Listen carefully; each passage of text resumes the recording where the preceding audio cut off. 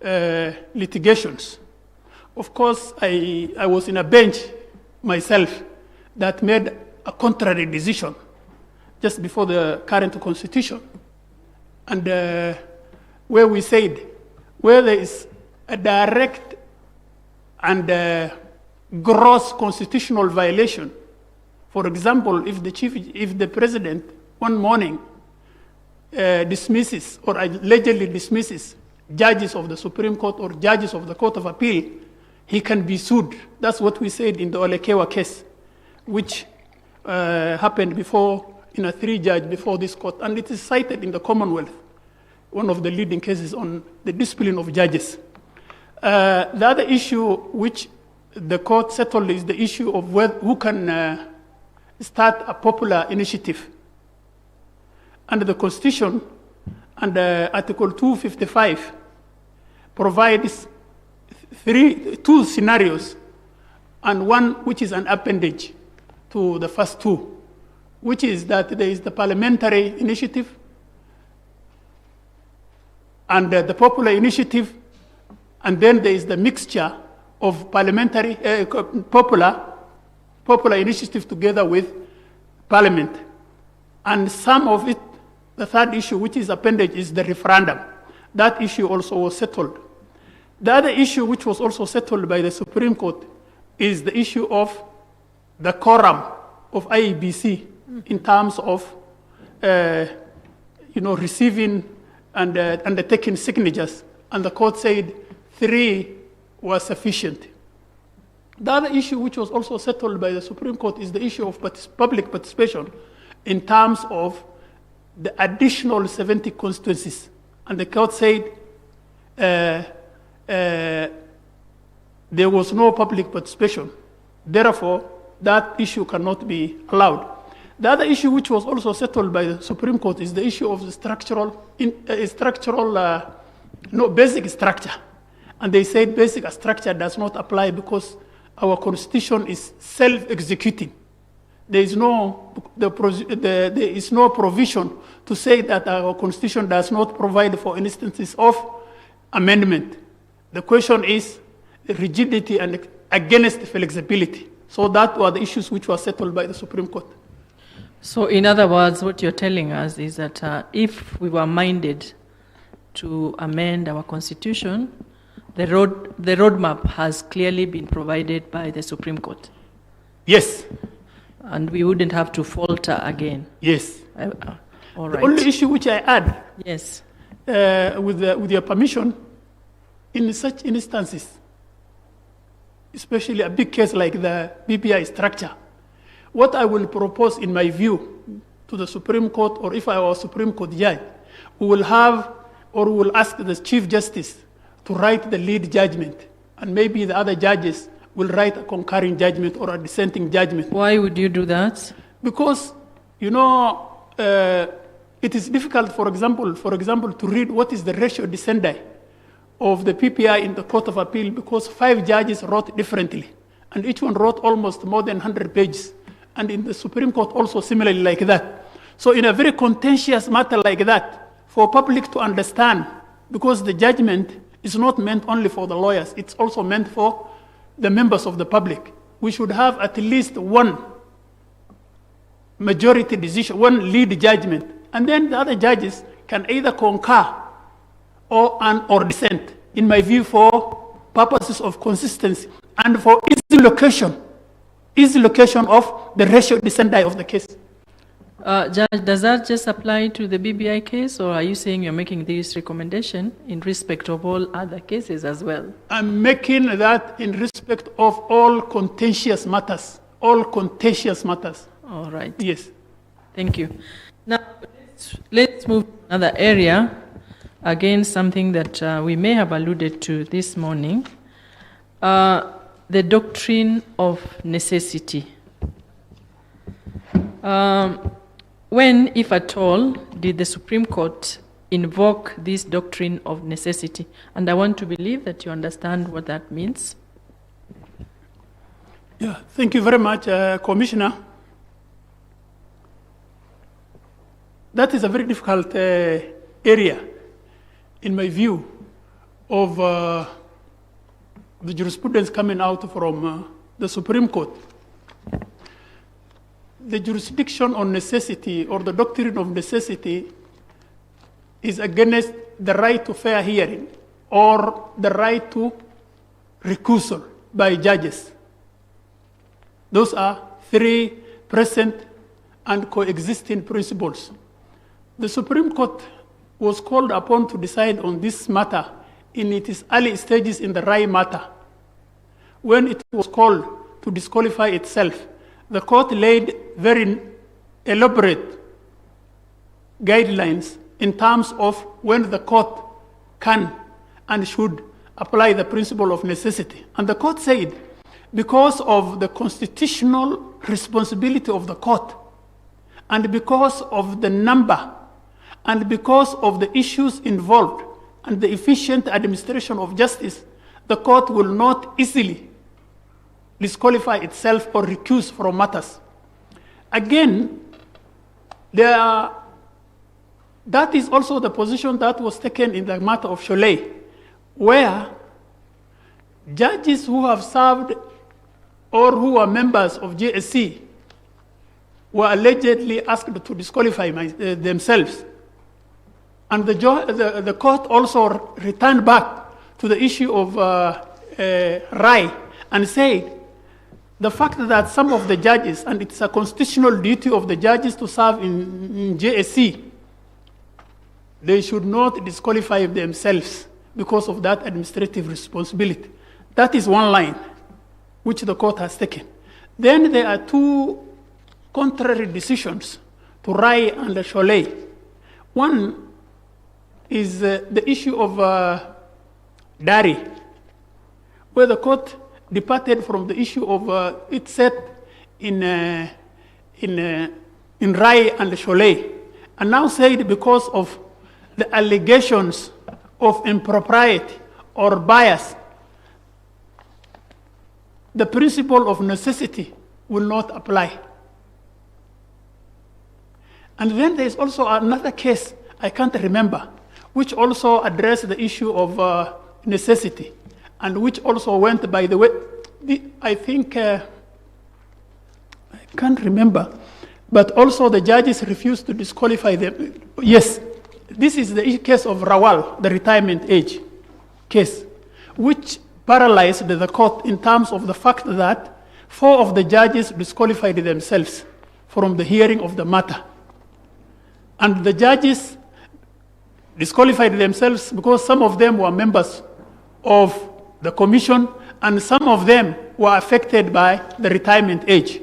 Therefore, the judges, the matter was not heard and it was left abeyance. So those are the 4 positions, the 4 cases the Supreme Court was called upon to decide on the issue of the principle of necessity. All right. I want to give you a scenario. Yes.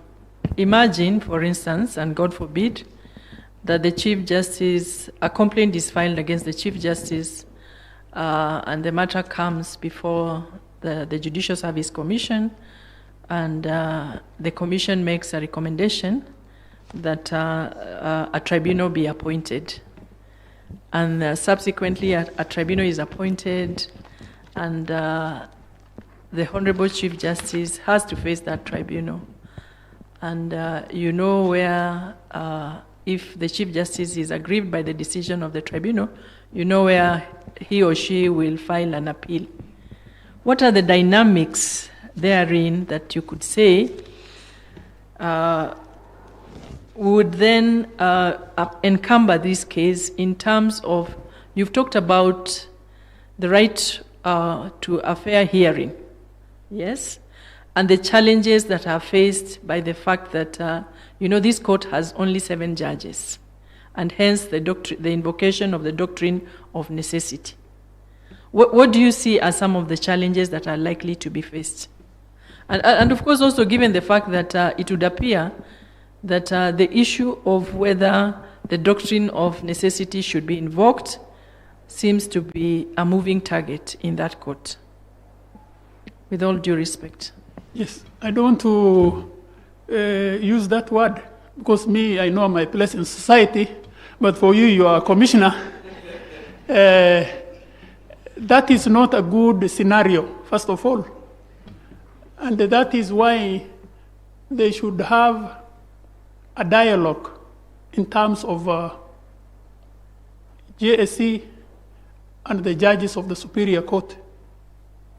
The question is, a scenario where the Commission is sending its chair to a tribunal is very grave, and very grave in my view.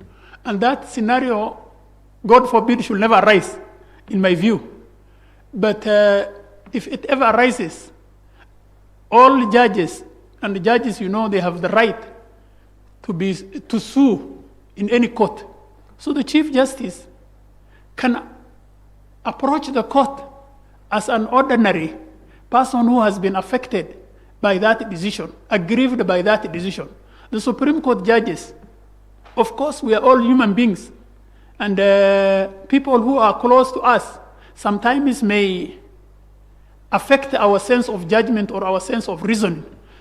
But there is the oath of office of all judges. So my view would be the judges of the Supreme Court will look at the matter with the correct lenses and look at the law and the evidence and give a correct decision in terms of whether the transgressions accused against the Chief Justice is right or wrong.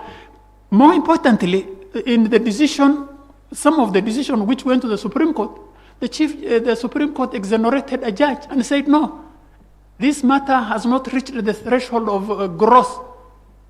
I am looking at the question of being a judge in your own cause. Yes. You see, there are two issues. The right to a fair trial. The Chief Justice will not, of course, sit in the case. There will be judges, 6 judges who will sit. The quorum of the court is 5. And those 5 judges will hear the matter objectively and arrive at the correct decision in accordance with the Constitution and the law. That's my view. So if 6 judges were to sit as opposed to 5, yes, and there is a tie, what happens? If there is a tie, yes, the Chief Justice will be back. All right. Yeah. Right. Finally, from me, you've spoken very, very strongly about corruption, and you've told us about your integrity. And of course, there are concerns about the judiciary and the issue or issues relating to corruption. Indeed, there was a very recent report that painted the judiciary, particularly the magistrates, in very bad light in terms of corruption. The recommendations that you would be making, apart from saying that you want to lead from the top, what other innovations, if I can call it that way, that or recommendations that you would be making in the fight against corruption in the judiciary? Thank you, Commissioner. I think the issue of corruption or integrity affects all of us. And a dent on one judge or one magistrate is a dent on all of us as judges and magistrates. My recommendation and what I said, that is what we need, an institutional leadership. That is, we need to have a connection between JSC, the Supreme Court, and the judiciary leadership. One thing I will recommend to the Chief Justice and to JSC, all the Supreme Court judges are members of the judiciary leadership team. In my view, I will ask the Chief Justice to send these judges outside Nairobi, maybe every month once, to go and monitor, for example, what is happening in Nakuru, what is happening in Mombasa, what is happening in Garissa, such that the Chief Justice can get correct feedback and the JSC will act. It is not possible for the Chief Justice to supervise every court. When we were few under Gisheru, that issue was very easy because we were less than 40. We were less than 40. And we were supposed to file our returns every day with the Office of the Chief Justice. The point is, we must have a connection between the judiciary leadership and JSC. And it is not that every case of corruption should lead to a dismissal of a magistrate or taking a judge to the tribunal. We must have a compromise And we must put mechanism, first of all, to address these issues before they occur. And one way of doing that is constant inspection. Find out, for example, where the courts are starting at 9 in Nakuru. Why? Because I have seen that report says 59% of Kenyans who went to court were asked of a bribe. Is that the image which we want to portray? Are we good ambassadors of the Chief Justice and the people of Kenya? How can we change? The responsibility is not only on judges or magistrates, it is also on JSC to go outside and find out what is the problem. Why are people involved in this kind of issues? Thank you. Thank you, Judge. That's all, Honorable Chief Justice. Commissioner Mwansa. Well, thank you, Chief Justice. Judge, and you can correct me if I'm wrong, Islamic law stipulates that as a general principle that non-Muslims are not permitted to inherit the estate of a Muslim. Now, this principle was affirmed as long ago as 24th of May 2002 by the Court of Appeal, which was then the Apex Court, in the matter of the estate of Ishmael Juma Chelanga. And recently, the Supreme Court established another principle in the case of FAA versus RFM, that children born out of wedlock are entitled to inherit from their deceased Muslim father's intestate estate. Now, my question is, to what extent has the decision of the court, that is the Supreme Court, created any conflict, whether real or apparent, between Islamic inheritance law and the constitutional principle of equality? Then secondly, now explain how the principle recently established by the court, that is the Supreme Court, concerning inheritance of children born out of wedlock is to be applied by the Qadhi's courts and other superior courts, considering, one, that Islamic law does not constitute a single uniform code of law, and two, that Islamic law is dynamic and adapts to evolving social, political, cultural, and economic conditions. Thank you, Commissioner. The issues which you have raised are controversial, but simple and straightforward, in my view. Yes. Controversial because the way it was put to the public and the way the case was handled makes the matter very controversial. And that's why I said from the start, there is need for the Supreme Court to organically carry every citizen of this country in its decision making, contextually and textually. And that can only be done if the court hears everybody. And it is not possible for the court to hear everybody. What is this principle? Because the biggest misunderstanding which has been created is that Islamic Sharia, properly understood and interpreted, is pluralistic. There are different perspectives. As you know, Commissioner, this matter started before the High Court, and the judge proceeded under the Succession Act initially, but he applied Islamic law. There were 4 issues which were in contestation before the judge. There was the issue of FAA and the issue of the 2 ladies who were sisters, the Mawasis, and the issue of the last lady, those 4. First of all, Islamic law, properly understood and interpreted, has basic principles in terms of inheritance.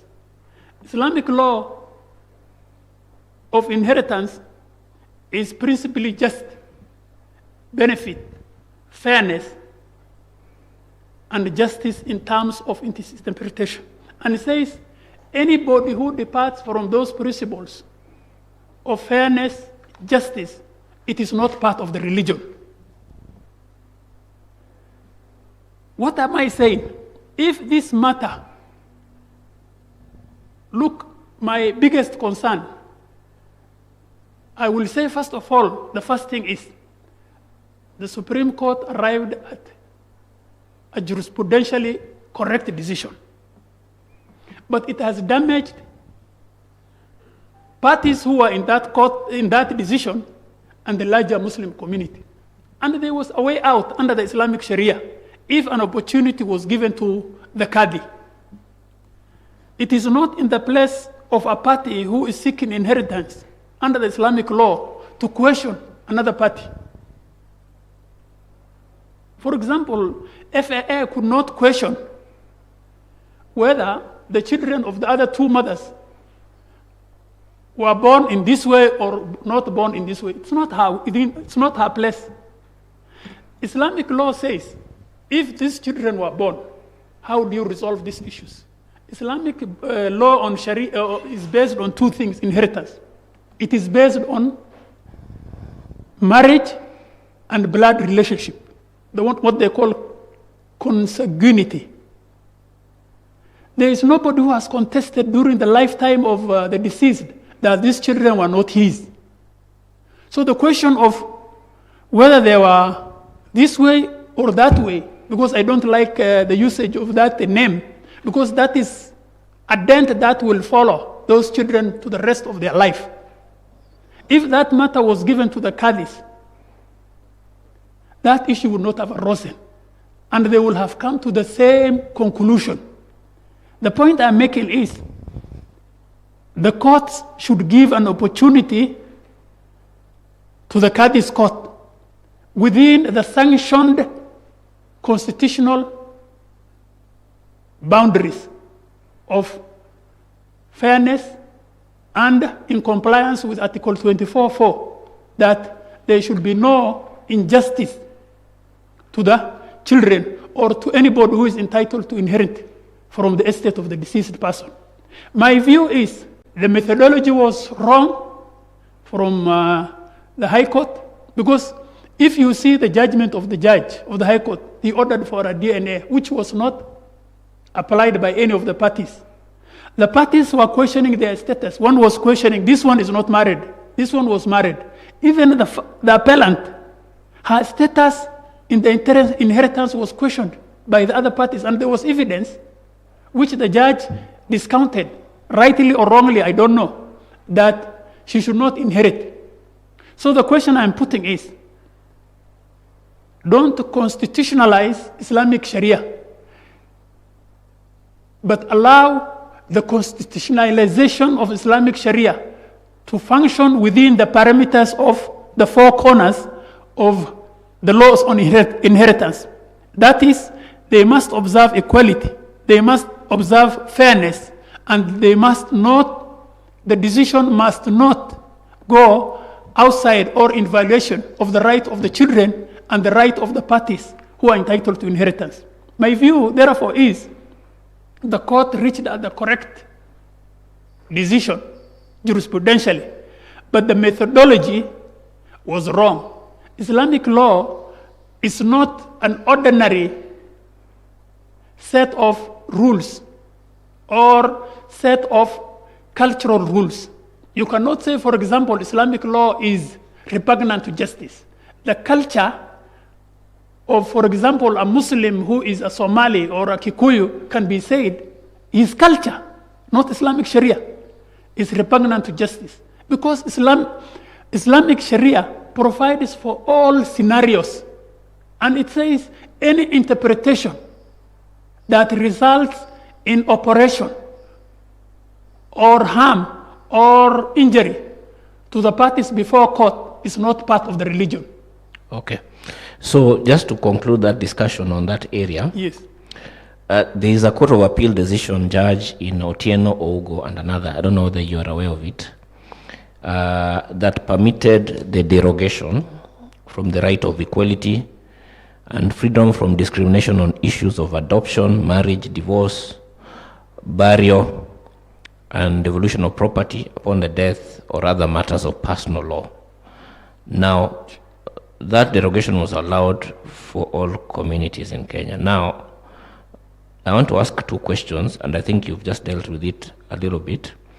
Now, to what extent, if any, would Article 24(4) of the Constitution narrow down the possibility of derogation from the right of equality and freedom from discrimination with respect to Muslims?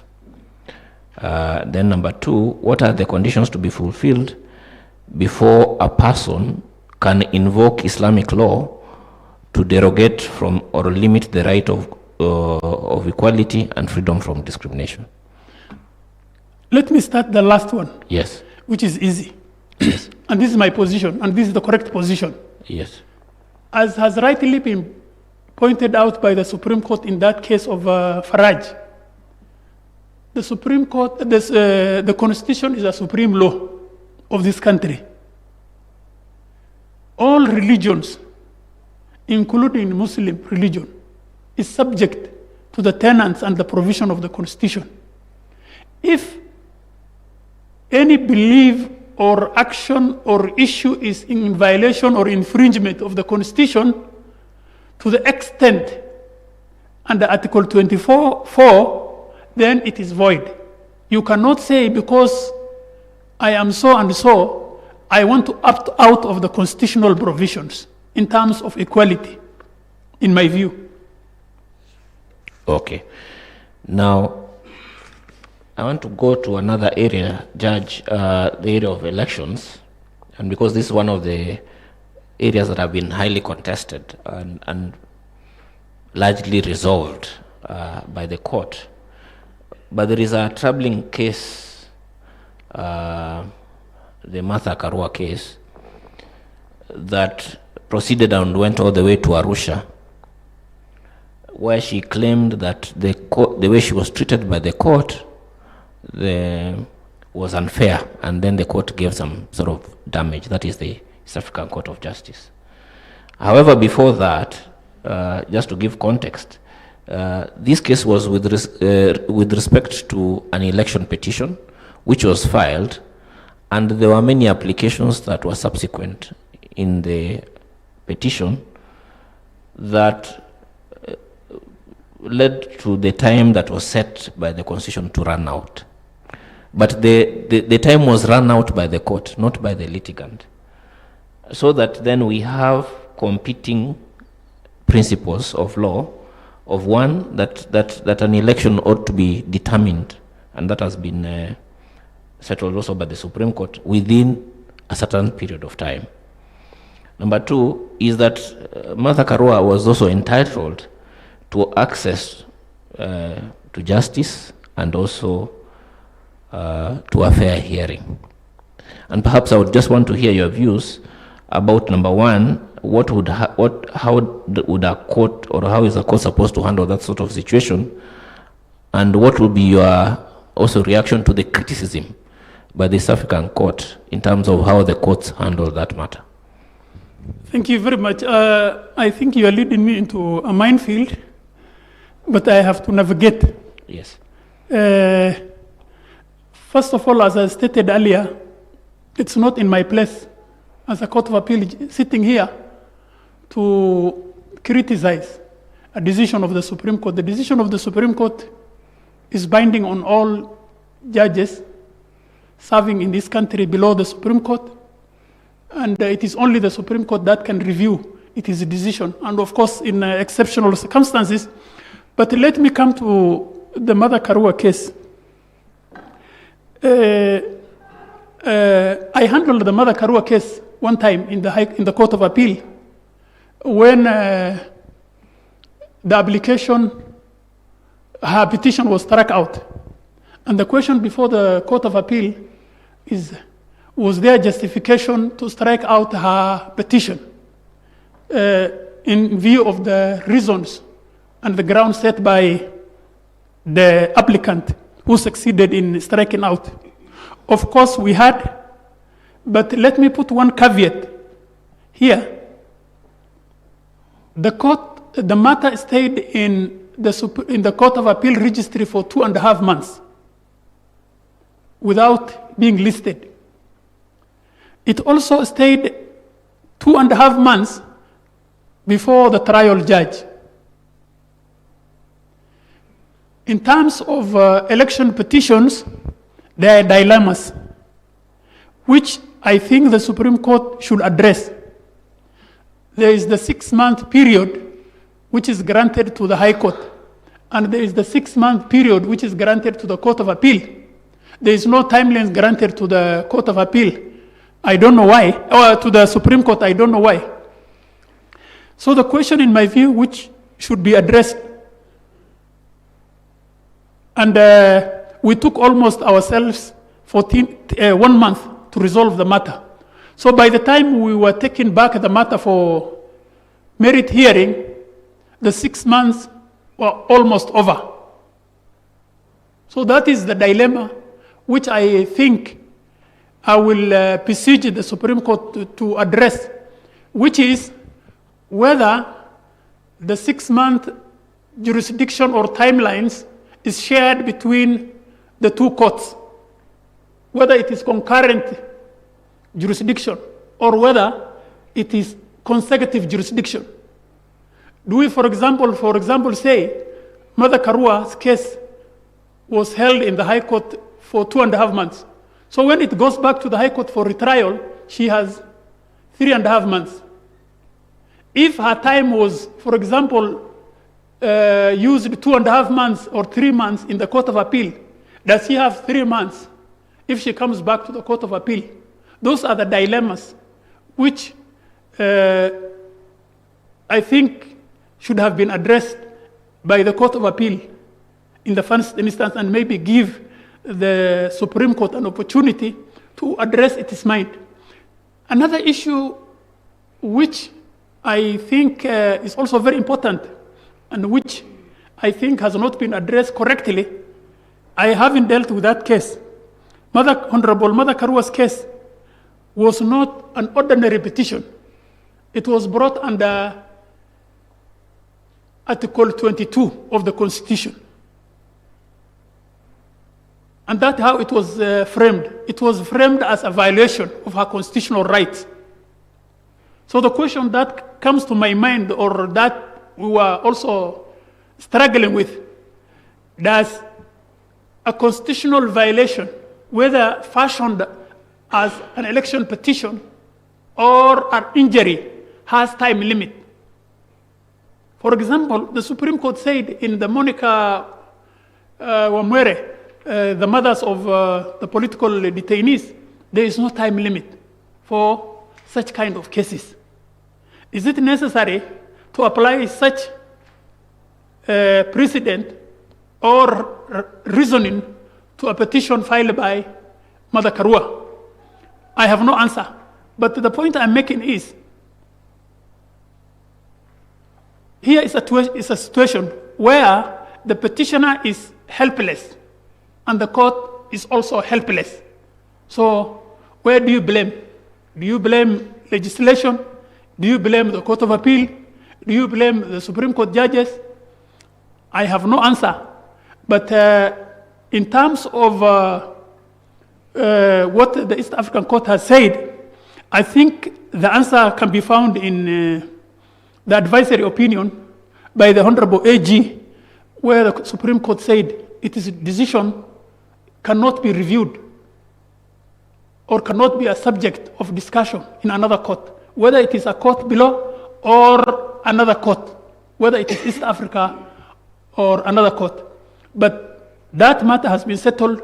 But the question of concurrent and consecutive jurisdiction in election matters is something live and which must be addressed. And that is the elephant in the room, whether it affects Mother Karua or it affects anybody else. Thank you. Thank you, CJ, that's all. Thank you, the Honorable Attorney General.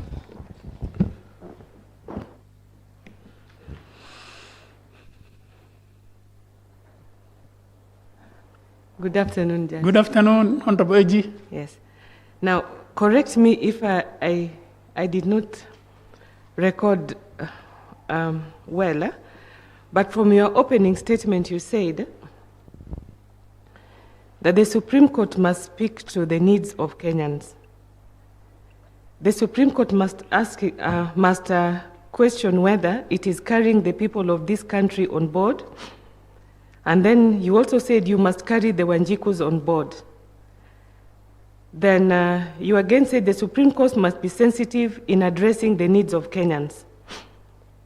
Again, in answer to Commissioner Mwanza, you said the Supreme Court must carry the citizen, the Supreme Court must carry the citizen in its decision making. I have a very simple question. Yes. I ask you this question cognizant of the fact that you and I believe in the supremacy of the Constitution, yes, as you have said. We also know that public expectations matter in a democracy, and that the court must also be sensitive to public aspirations. But we also know that Article 2 declares the Constitution supreme and binds all persons and state organs, and Article 10 identifies national values, while Article 259 directs the manner in which the Constitution is to be construed.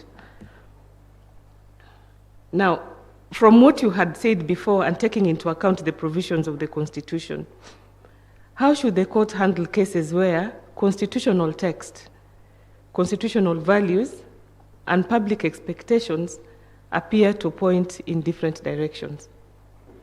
Thank you. It is analogous to what you are discussing with, yes, Commissioner Mwanza. Thank you, Honorable AG. Public, we know we must understand, and this is the starting point. Our Constitution was arrived through a rigorous process. It took almost more than 30 years to have a consensus. We could not have a consensus. That is why we had a referendum. And that is why the Reds were defeated. And the Reds were not few people. There were a sizable number of Kenyans. Our Constitution, like any other constitution, is a social contract. And a contract, by its nature, has its own pitfalls. There are people who have strong negotiation arguments. So they may agree, or they may have their issues put in the Constitution or in the document, while others may have a weaker argument or position. So the Constitution is a compromise document. And as C.J. Mutunga said in one of his positions, it has inconsistencies, and it has grammar, and it has many other problems. But it is the starting point. I come to your question. The question is, how do we address? There are two schools of thought. There are judges or scholars who say, no matter your views, we should guard our views, no matter how strong they are, and follow the constitutional text. There is another group which says, look for something that can give rights, the purposive rights of certain group of people who think they did not find what they are entitled to in the Constitution. The point I'm making is, no matter how ardent and strong our views are as judges, we should avoid as much as possible granting or refusing rights which are not found in the Constitution text. Those are my preliminary views. But do you agree that the courts serve the people by serving the Constitution? Yes. And public expectation can be very strong. Yes. Where the text of the Constitution is open-ended, it can solve ambiguity. Yes. But is there room for amendment of a text or diluting of rights or authorization of unconstitutional power by virtue of public expectation and public pressure. Public expectation or public pressure are not components which can lead to giving a right or denying a right. The starting point and the end point is whether the Constitution provides for the right or whether it prohibits the right. In my view, those are the two criteria. Is the right available under the constitutional text? And then there is something which most judges look at, sometimes even when they are looking for expectation. They say, is it rooted in our history and tradition so that we can give it some kind of leeway in terms of whether it fits within the constitutional text. But it all depends with the interpretation you want to follow and how you want to regard the particular issue. But everything aside, you know, when you're discussing rights and how to interpret the Constitution, it cannot be in hypothesis. It has to be in terms of contextualize the issues. And it is only when a judge has the correct scenarios or the correct context, he will say, this one is available or this one is not available. I agree that when a constitution has got historical underpinnings, then Yes. public opinion can help in resolving interpretation. Yes.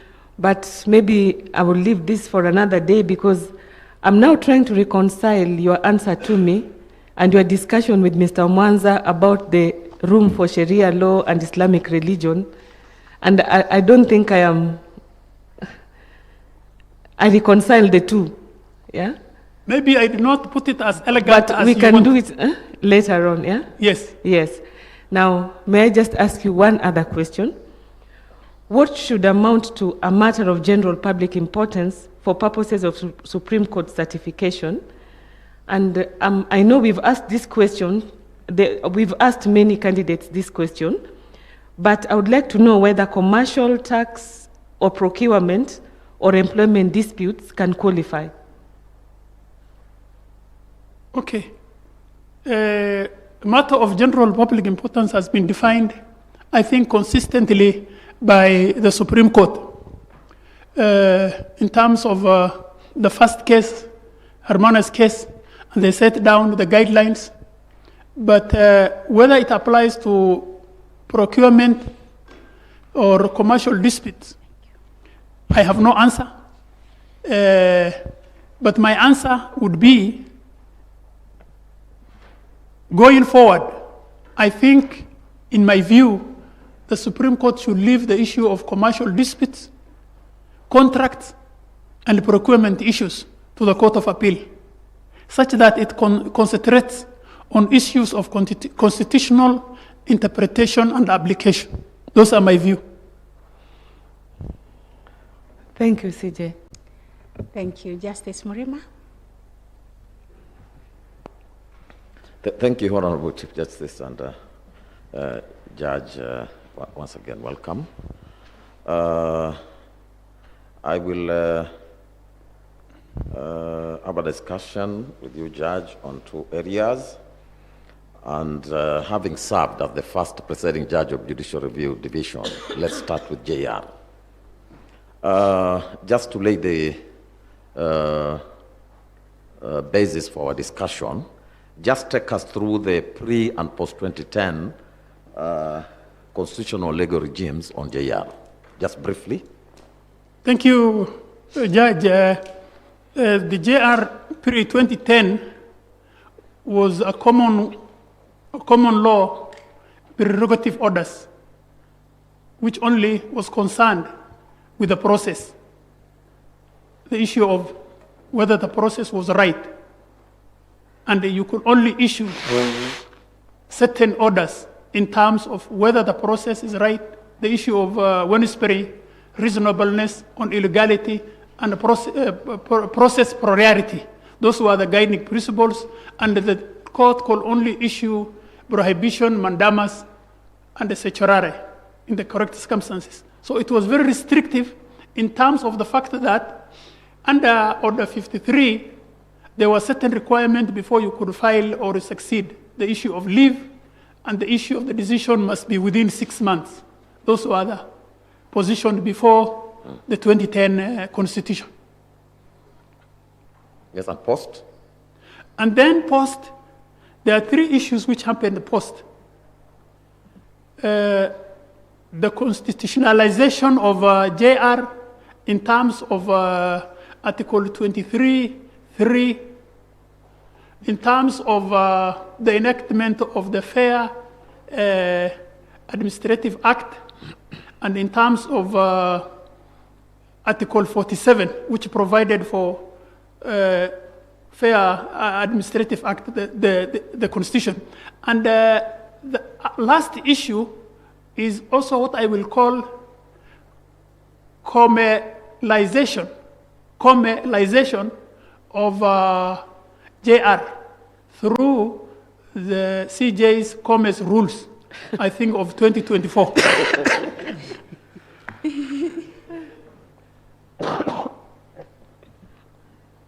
Yes. Are you done? Yes. Okay. I hadn't heard about that one, but I'll look at it. I had not also heard about it myself.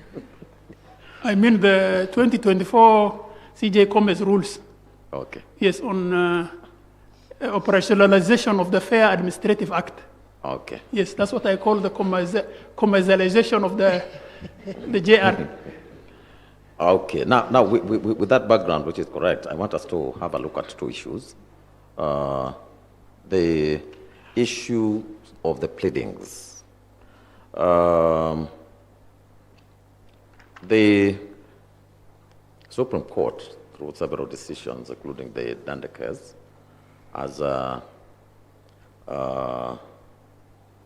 stated that you can have the remedy or the relief of judicial review either under the Constitution, as you stated, Article 23, or under the Order 53. And if you go under 53, you may be limited to the issue of procedural review if you do not invoke any allegations of constitutional violations or rights violations. But if you go post that and invoke constitutional provisions, the violations of the Constitution and the rights, then you may be, even under Order 53, you may be entitled to a merit review of that matter. That places JR under Order 53, same as JR under Article 23. But how different will be a pleading under Order 53 be from a constitutional petition in Article 23? Thank you very much, Judge. Under Article 23, under Article 47 of the Constitution, and the Fair Administrative Act, and the Commerce rules of 2024, have entrenched the JR as a judicial mechanism which is not subject to all the JR of the procedural restrictions of 6 months and leave. The question is whether, under these circumstances, the JR can issue merit review.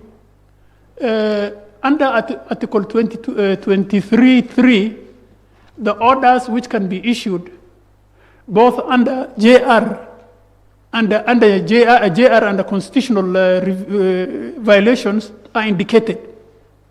And I think there are 4 or 5. But the court has said you can issue appropriate orders under JR under the constitutional violation.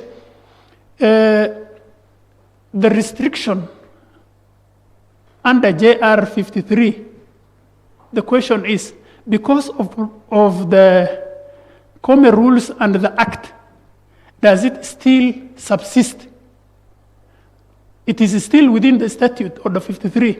And I have seen people who have come under Order 53, and because of this, they have not obtained or they did not have the 6 months, their cases was dismissed. And again, I have also seen decisions of the Supreme Court, I think there are 4. The Donde, is it the Dande, which is equivalent to Geller vs. Kasman Brown, which was about propriety rights. The Supreme Court said, of course you can review merit, but under very limited circumstances. And the court enumerated those circumstances. But nonetheless, for example, in the case of Praxidis Namoni against JDC, the company secretary was saying, I did not participate in the tender. But nonetheless, the court said, no. These are issues of merit. Go back. Again, also in the case of Professor Tom Ojenda against the anti-corruption, the court also determined what is administrative and said arrest, search, and surrender of documents does not fall within the purview of an administrative action. So, Judge, just for clarity, am I understanding you to say that when you take the route of Order 53, yes, regardless of what you plead, even if you plead all the rights and constitutional violation, as long as you do a pleading under Order 53, it must comply to the requirements of leave and the timelines? Yes. That still remains? Yes. And is that the case? Yes. Under constitutional petitions, under Article 23? Yes, but usually there is a dilemma.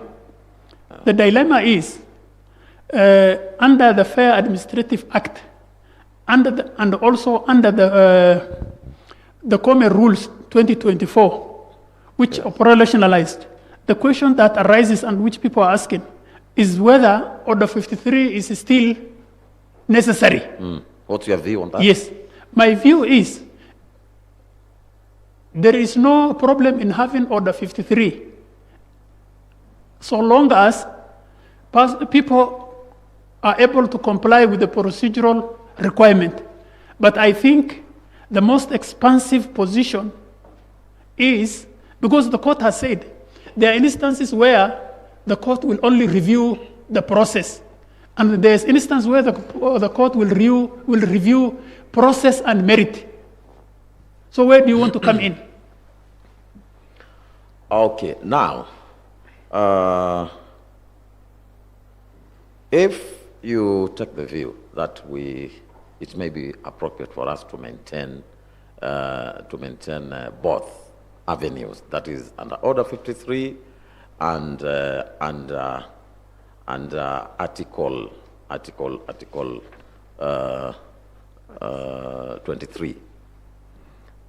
For purposes of treating parties equally, not to appear to be discriminatory to parties, do you think it's high time the Order 53 ought to be relooked into for purposes of removing the prerequisites of leave and timelines? I think that is a very good question, Judge. It is not the responsibility of parties, or let me say, it is not the responsibility of the court to say you should be treated equally. It is your responsibility because you have been given an opportunity to come either within the constitutional provisions. But if you opt under the JR, there is no responsibility on the court to say, because you have come under Order 44, you have been treated unequally against a person who had come under 23 and 47 under the Fair Administrative Actions Act. The opportunity is there. It is the parties to choice.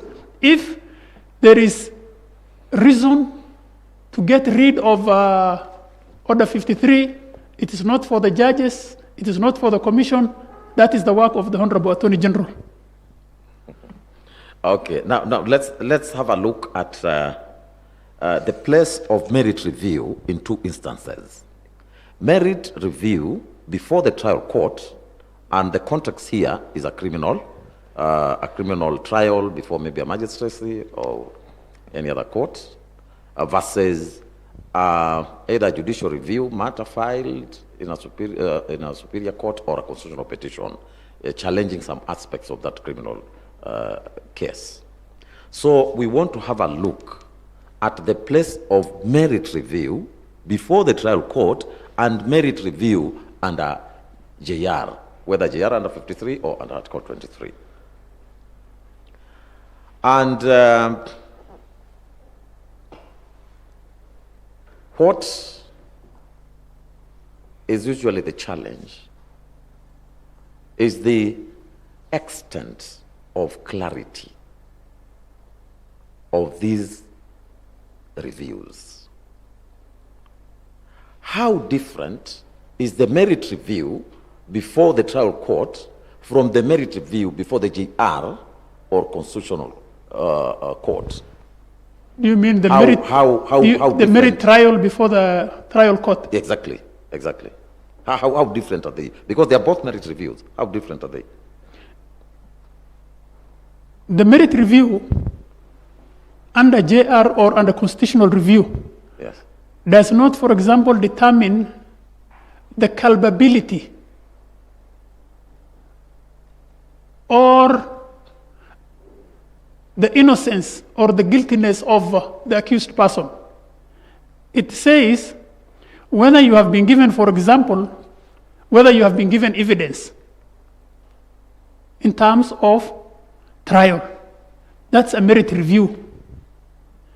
And secondly, the merit review under the magistrate is you are testing the veracity, the quality of the evidence that is before court to arrive at the decision whether this person is guilty or not. But the other one, it is not within the purview of the judge who is doing merit review to say this one is wrong or right or is guilty or not. Okay, so merit review in JR is to the extent of ascertaining whether there are constitutional violations and all that. Yes. And merit review on the trial is culpability. Yes. Okay. Now, if the JR court or the constitutional court finds for the petitioner, that there are some constitutional violations, will that amount to automatic discontinuation of the trial court, the criminal case before the trial court? It depends. For example, in the Jirongo case, the Supreme Court said because of the 24 years since the commission of the offense, the possibility of witnesses may have died, that evidence may have been lost. As a result, this man will not get a fair trial in terms of the length of the time. So the court looked at the issue of the process and the issue of the merit in terms of the time which has passed. You see, the court is saying, you have taken 24 years to charge this guy, and there is a civil case which revolves around the same issues. So how will you get evidence in terms of the witnesses and in terms of documentation? Therefore, the court quashed the criminal charges against Jirongo. Okay, so it does not amount to automatic discontinuation. It doesn't, yes. It's on a case. On a case-to-case basis. Case-to-case basis. Now, let's look at structural interdicts. This is a subject which has been litigated on for quite some time, and I think it's now fairly settled. My question is, do you think there is room for structural interdicts in criminal matters? I don't think there is room for structural interdicts in criminal matters because of 3 reasons. In a criminal trial, the court becomes functus officio upon conviction and a sentence. Secondly, the decision of the court in a criminal trial is final. The court has no supervisory or residual jurisdiction in criminal matters to issue other orders. Structural interdict by their nature is supervisory, is the court supervising orders it has given. But in criminal, the moment a decision has been given, the court has no place or no position to supervise or to say this should happen or this should not happen. Although the instances where, and you don't know whether it is a structural interdict or not, whether the court retains certain powers in terms of probation. When you have given an order of probation, you still retain a certain limited jurisdiction to supervise the court and find out whether the person is complying with probation conditions.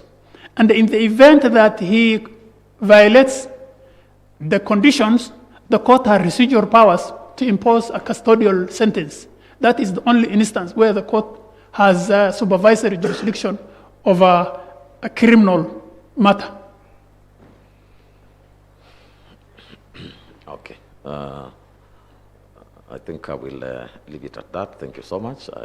Thank you, Judge. Thank you, Commissioner Gutia. Good afternoon once again, my Lord.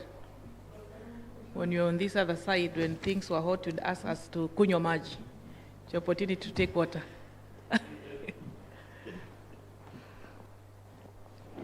Okay. Judge, I've gone through your sample writings. You did share with us decisions that you've handled at the Court of Appeal on matters touching election petition, matrimonial property, criminal cases, and employment matter.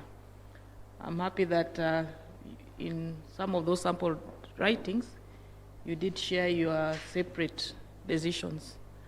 And I hope if appointed for this position, you will go with this practice, as you had in your opening remarks indicated that it would be good for very contentious matters to have judges write their own opinion. I will highlight 2 of the matters which I think you have contributed to the growth of jurisprudence. There is the Ferdinand Waititu matter, the petition with regards to his election. In your judgment, you emphasize that not every irregularity warrants nullification, and such irregularities must substantially affect the outcome of the election. So you are able to balance, careful balance electoral integrity, democratic will, evidentiary rigor, and you came up with a good conclusion grounded in law and in fact, and this decision consolidates and refines our electoral jurisprudence, especially on the issue of the threshold of nullification. Then the other matter, which again you shared the decision of the court, is the Pamela Abo versus asset recovery case. The court emphasized that civil forfeiture is, as in REM process, requiring proof on a balance of probability, that property is either proceeds of crime or connected to an offense and not merely unexplained wealth. And ASA must establish the causal link between alleged criminal activity and the fund. So that decision again clarifies the forfeiture law in Kenya, especially the distinction between Pokalma forfeiture and ASECA when it comes to unexplained assets. So I commend you for your support when it comes to the growth of jurisprudence. However, I have a question with one of the submissions you shared, the RESMA, commercial agencies, which at the court of a first instance was a dispute between a wife and a buyer, and the allegations were that the husband had disposed of matrimonial home to a neighbor, and the court had the first instance had actually held that that was matrimonial property. When it came to your court, the majority of the bench, while making reference to decided cases, including those in the UK, you held that, I'm just giving in summary, that marriage or occupation of matrimonial home does not in itself create ownership rights. A spouse must prove direct or indirect contribution on acquisition or improvement of a property. Reading through the decision, my lord, I took note that the wife, though deceased then, had given evidence at trial how she operated a shop in Nyahururu, how she was engaged in farming activities. She cultivated crops, kept livestock, and out of this engagement, the money she got from this enterprise, she was able to improve or invest part of the money into in enhancing the construction of the building and developing the property that was a family residence. And when the husband, her allegations are that when the husband was unable to meet his obligation as the man of the house, quote unquote, she assumed financial responsibilities, including paying school fees for the children from the proceeds of the commercial activities. In this matter, Judge Professor Ngugi dissented, and his argument focused that courts should also consider the oral evidence and the surrounding circumstances and the real lived realities of informal economies, domestic economies, so that courts are cautioned against focusing so much on strict documentary requirements. And Judge, as you rightly say, courts should look at the plight of Wanjikos, Otienos, and Aminas. The real realities of most women in Kenya is that they don't keep receipts. They're involved in informal economies, in the market, in the supermarkets, or informal workforce. So by you I respectively disagree with your decision that the wife ought to have proven the non-monetary contribution. So the decision, I find it creating a tension between certainty of title and equality within marriage. So this buyer had a title, and you found that he was a buyer for a bona fide purchaser. And how should courts then balance evidentiary certainty? Most women do not have receipts, and the Matrimonial Property Act speaks of the non-monetary contribution. So how should courts balance the evidentiary certainty when it comes to matrimonial property law and the principle or the constitutional requirement on equality? That is one question. And still on that, if appointed as a Supreme Court judge, how would you reconcile again the issue around strict procedural requirements with the constitution transformative mandate to protect matrimonial property and understanding the lived realities of most Kenyan women? Thank you. Sorry, it's wrong, but I think you understand the gist. Thank you, Commissioner. I think that's an excellent question. I look at it from this perspective. In every decision, it is the parties who know the truth. The judge is in the dark. Secondly, in my court and in my career, I have to do justice between the parties. And how do you arrive at justice is looking at the evidence critically and whether a case has been made in respect of a particular proposition. Here is the case was not about matrimonial dispute. It was under Section 17 of the Married Women Act of 1882. There was no divorce between the couple. So what was before court was a declaration that she's entitled to half or 50% of the property. These couples, from the evidence on record, they got married in 1970. At the time of marriage, the lady was working. She had a business. And then thereafter, she was employed. The man was also working. He was working in a garage, but later he was employed in Kenya Post Office.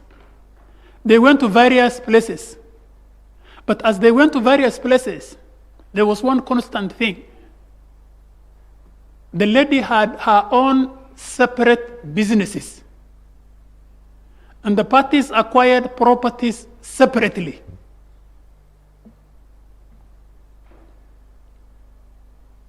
For example, in the Nyahururu house, or the Nyahururu property, which was 5 acres, that was their original matrimonial home, where they kept everything, the chickens, grow something. So that was the original matrimonial home. It was registered in the name of the lady. After retirement, the man bought a property in Nakuru, which is the subject property. In the middle, he was unable to pay the loan. And they also had separate businesses. They had 3 hotels in Nakuru, in Eldoret. The lady has her own, he had his own. The lady has her own shop, also in Nyahururu. She was selling other businesses. So it is not like an ordinary, informal women who were engaged who could not account. She had a bank account. For example, when the property in Nyahururu was sold, she banked the 500,000 in her account. And when the man asked for money to offset the loan, the lady did not pay. What happened? What happened is this. This man was sick. From the evidence on record, he was unable to buy medication. His eldest son was also living within the premises. He was threatened by his eldest son, who broke into the main bedroom. There was fracas in the kitchen. This is all evidence. And as a result of his financial position, he decided to sell the property. When he was selling the property, he shared that information with the wife. And this is evidence from when the demand for rent was made. They went to the people, the RESMA people, and asked for time. And the question arose whether they should be given 1 month or whether they should pay 13,500 or something like that. So it is not a question whereby the man sold the property behind the lady. So she knew that this man was selling the property. Again, 1 month after the transfer, and 1 month after requesting to be given more time, the lady filed an injunction. And she got an injunction 1 month later. The the man took the position that the lady knew that he was selling the house, he was selling the house, and that they have agreed to build another property in a place called Mwariki, Kiambogo, and that is in evidence. The man wrote a very comprehensive affidavit when he was sued together with Resma, and said, all along my wife knew, and I sold this property because I was in financial needs. I could not buy even medicine, and I was sick. And I was buying because my son wanted to burn this house. That is the evidential position. And he says this man is innocent, Payaf, and we have the money. 8 years later, after the death of the lady, the man now signed another affidavit and said, I have sold the house, but I want my family and my children to inherit it. But I am willing to pay 15,000 shillings per month to refund the money. The case was handled by many judges, including the Honorable Chief Justice at one time. Maybe she doesn't remember. Way forward, it is not a case of where an ordinary lady who could not provide documentary evidence. These are two parties who had separate life, separate properties. And what is the role of the court? The role of the court is to look and stand between the parties. Here is Resma, who bought this property, but who could not get his money, even when the judge ordered and say, keep the house, but refund the money. No money was refunded. Even when the matter came on before us for appeal, we asked, what is the position? Can you have a settlement?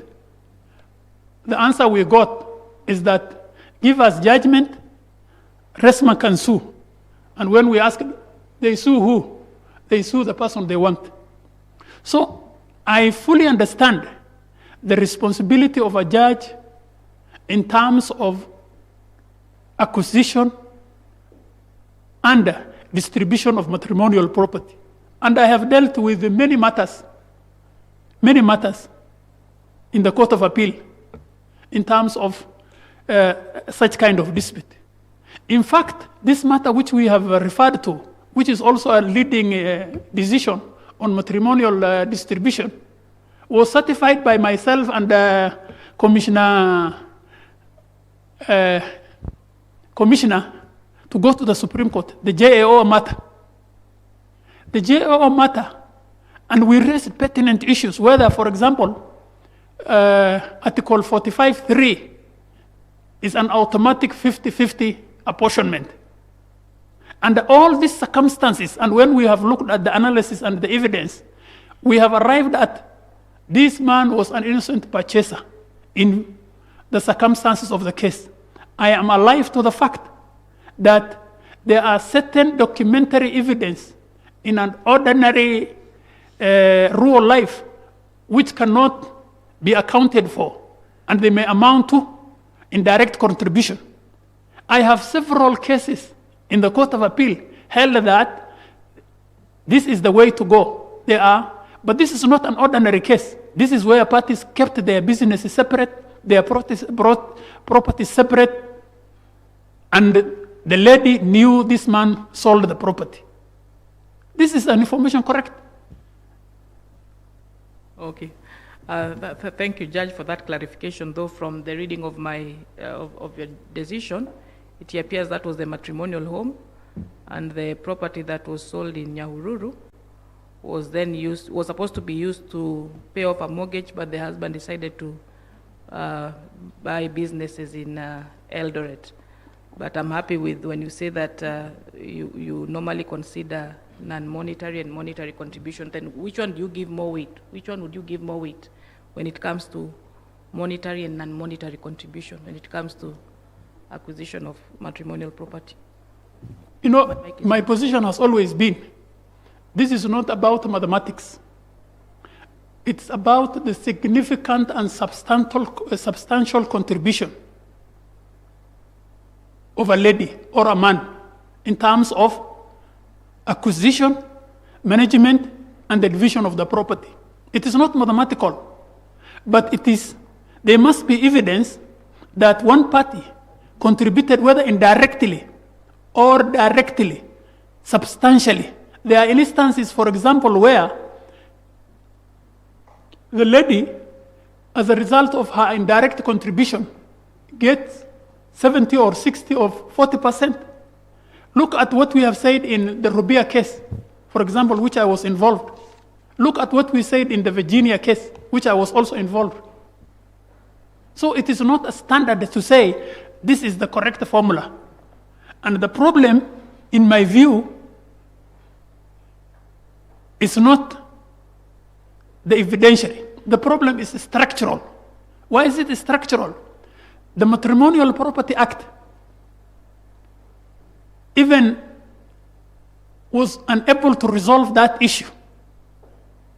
And say, for example, it says under, is it 7, if there is an agreement, this is the mode of distribution. So the question is the discretion given to the judges. And as judges, we weigh the evidence, and each particular case has its own peculiar circumstances and evidence. Cases are not the same, but the circumstances in this case. Look at, for example, even my brother, the dissenting judge. If you read his judgment, of course, dissent is speaking to the future, and it may be a good law. But in my view, to give the Supreme Court an opportunity when such a matter arises, I was saying, and I will say, this is the amount I will give to the lady. For the Supreme Court to start from a premises, this is what the dissent says. Therefore, we either reduce it or give it. And that is how even on damages, that is how even when you are dismissing the case, which is on damages, you give, such that you give the Superior Court an opportunity to assess your position. Okay, thank you, Judge. And I do commend the bench in the Elizabeth Wanjiru Jonjo Rubia, where you, as you rightly stated, where in a succession matter, which is silent, the law of succession is silent on whether you can address the issue of matrimonial property in a succession matter, and in your bench you are able to give a widow 50% of the property, despite the law being silent on matrimonial property. My second question is with regards to Muruatetu 2. And I will just highlight a few things that the Supreme Court has clarified. Clarified in that particular matter is that Muruatetu 1 did not invalidate all mandatory or minimum sentences. And if anyone wanted to challenge those other provisions, they needed to first file a matter before the High Court. It should go through. Oh, I should put, okay, sorry. If anyone was dissatisfied or was not okay with those, start with the High Court, and then the Supreme Court would then address it when time comes. So along the way in 2022, there was a decision by the High Court, that is Maingi and 5 others versus the DPP, which was a constitutional petition challenging the mandatory minimum nature of the Sexual Offences Act. And the court held that whereas it's not unconstitutional, but it did violate Article 28 of the Constitution, and sentencing must allow mitigation, proportionality, and consideration of individual circumstances. That matter did not move up. So as is, it remains a decision of a court, a constitutional petition.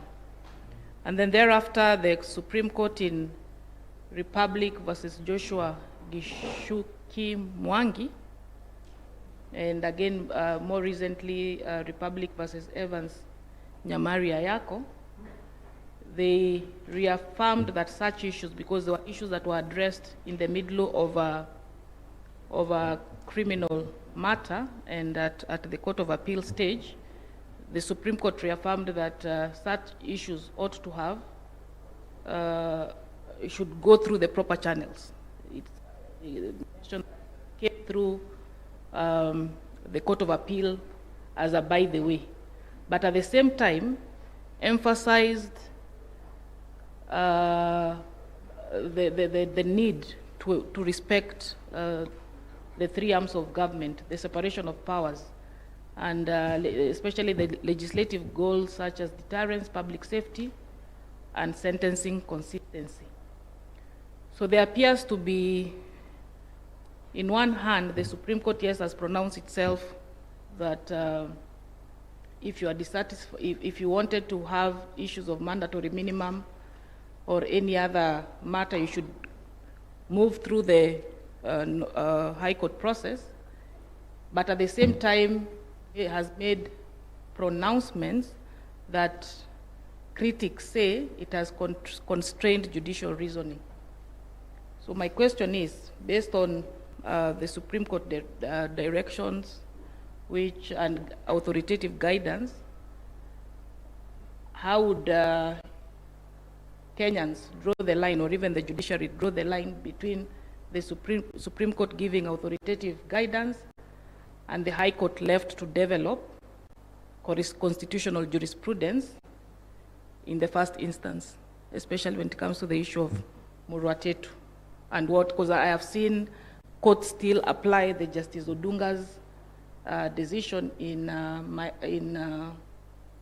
Maingi and 5 others to do away with the mandatory minimum sentence, both the High Court and also the Magistracy Court. There seems to be inconsistencies around that area. Okay, thank you very much, Commissioner. I think, I don't know what you are calling Muruatetu. Muruatetu, the direction. No.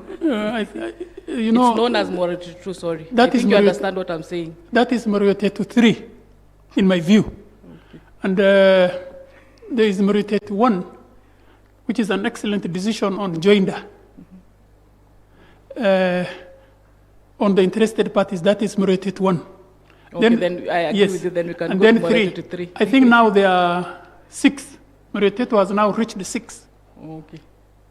If you take into consideration Manyeso and Mangi Gishuki.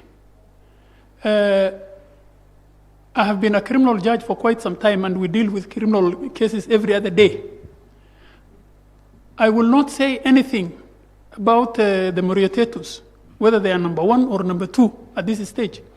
But if you can remember when I was starting the interview, one of the qualities which I will bring is inter-court dialogue.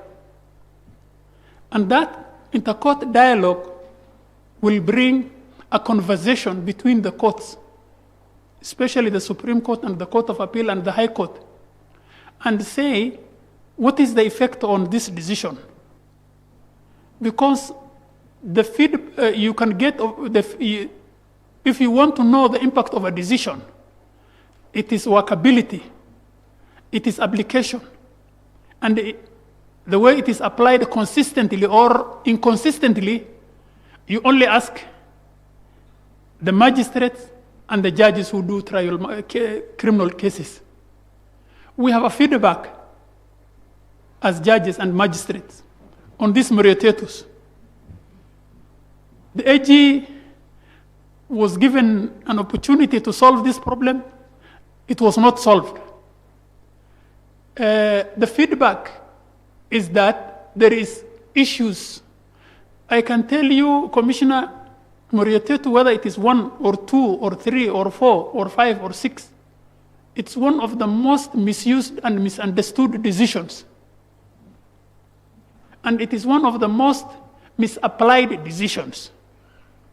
For example, when we recently when we were doing a criminal appeal, we had a case where 2 people were charged with murder. One was released on Muruatetu. The other one is before us. And when we asked, where is your colleague? we were told he was released by a magistrate. He made an application. The procedure we have in Nakuru, for example, is that all criminal appeals filed will appear before us for mention. And we had several cases where people were convicted for Sexual Offences Act under 8.1 or 8.2. And they come before us and said they were sentenced to life imprisonment by the magistrate. And then when we mentioned their name, we were told by the prisons they were released by a judge. When? 2 weeks ago, 3 weeks ago, 1 month ago. And the matter is pending before the Court of Appeal. These are the conundrums and the tensions we are feeling. That's why I'm saying it is not in my place, for example, sitting here to say, this one, I think it should be done like this. This one should be done like this. But there is need for the Supreme Court and the Court of Appeal and the High Court judges to have a conversation or a dialogue on this misapplied, misunderstood jurisprudence from the Supreme Court, especially this Muruatetu. Those will be my answers. And I am only waiting for that opportunity to say, this is how it should be done. You see, the Supreme Court has no police to supervise how its decision is being used or misused. But if you give judges and magistrates some window,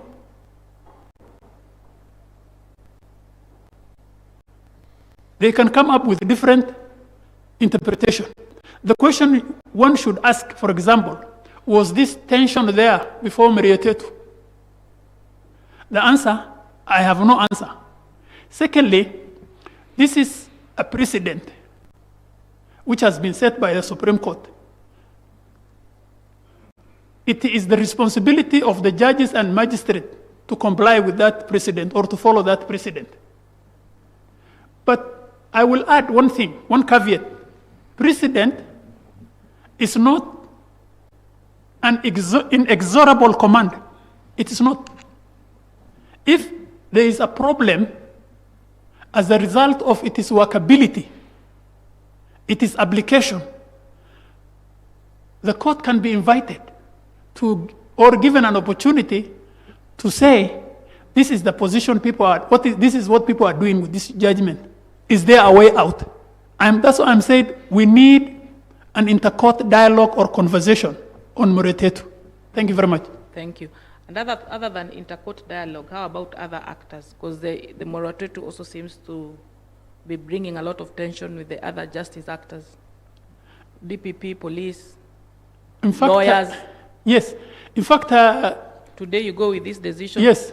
Another time you go with this other one, whichever favors in fact, that is one of the dilemmas where advocates, when they appear before us, they tell us, this client was released, but this one, you want to hear his case. So we need to have maybe a larger group, advocates, prosecution, AG, and even members of the public, especially the civil society, and say, what is the way forward about this decision?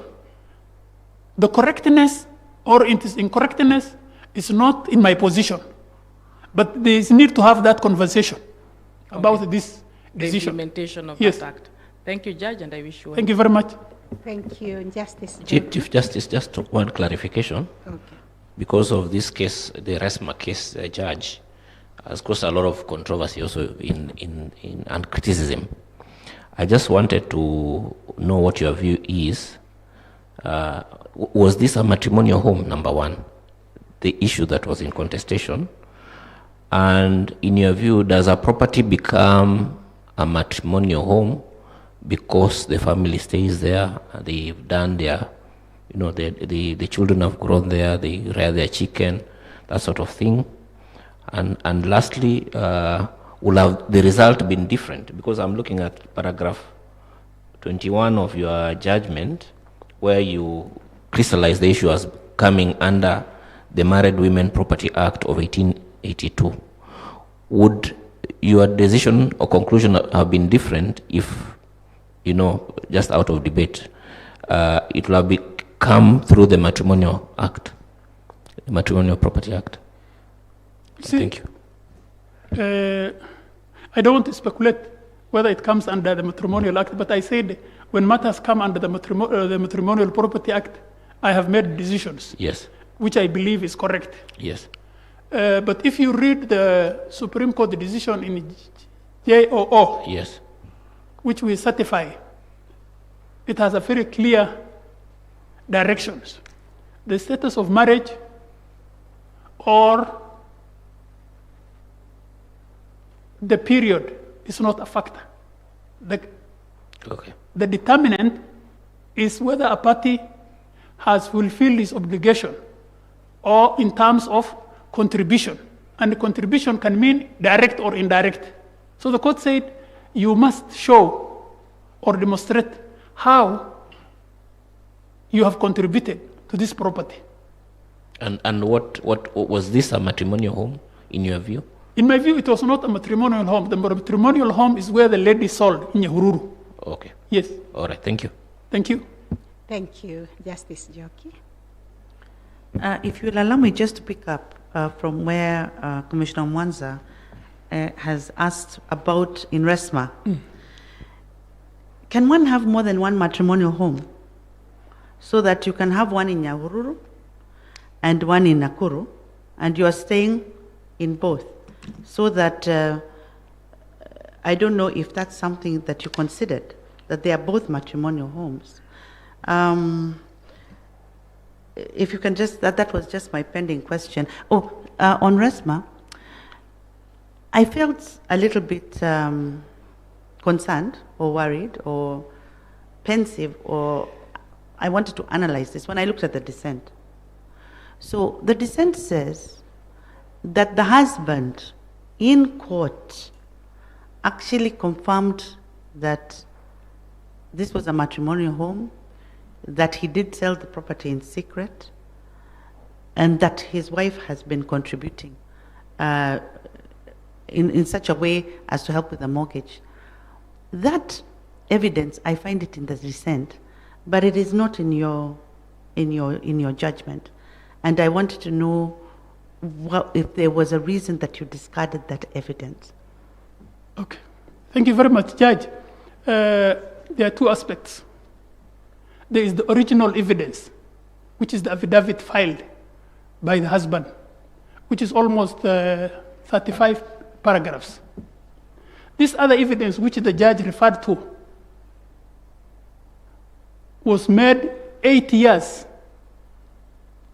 into the dispute. By the same person? Yes, by the same person. By the same person. After the death of the lady, he filed an affidavit and said, now my wife has died and I have sat with the children, and I think this should be left to the children. So that is one of the reasons why we have said, these people, is it a matrimonial dispute, or is it a commercial dispute, or is it two people who are colluding to defraud an innocent purchaser for value? So this evidence is separate, is different from the one. And if you read the file correctly, we have analyzed all those things in my lead judgment, and I said, this is what this man said. But 8 years down the line, he has changed his position and said, I want to pay an installment of 15,000. Okay. And if you are in my position, you will rule in the same way. I don't think so. But the matter was not before me. Yes. But I'm just saying that given the jurisprudence that has been developed over the years, yes, around matrimonial property, around spousal consent, even beneficial interest between husband and wife, the criticism out there is that you seem to have upended jurisprudence of many years to settle this question on matrimonial property. So that is why we are asking these questions. Judge, I'm very happy that you asked this question. And it's not that I have anything, and as I said, the role of the judge in any particular dispute, especially a judge who has dealt with an appeal, is to look at the evidence and find out where does this evidence lead. The question is not whether it is a man or a woman. If it was the other way around, what will a reasonable person rule in the circumstances of this case? Here is a man who says in his evidence, which he filed within a month after the sale of the property, and he said, my wife knew. And then Rasma says, this woman knew, the lady knew.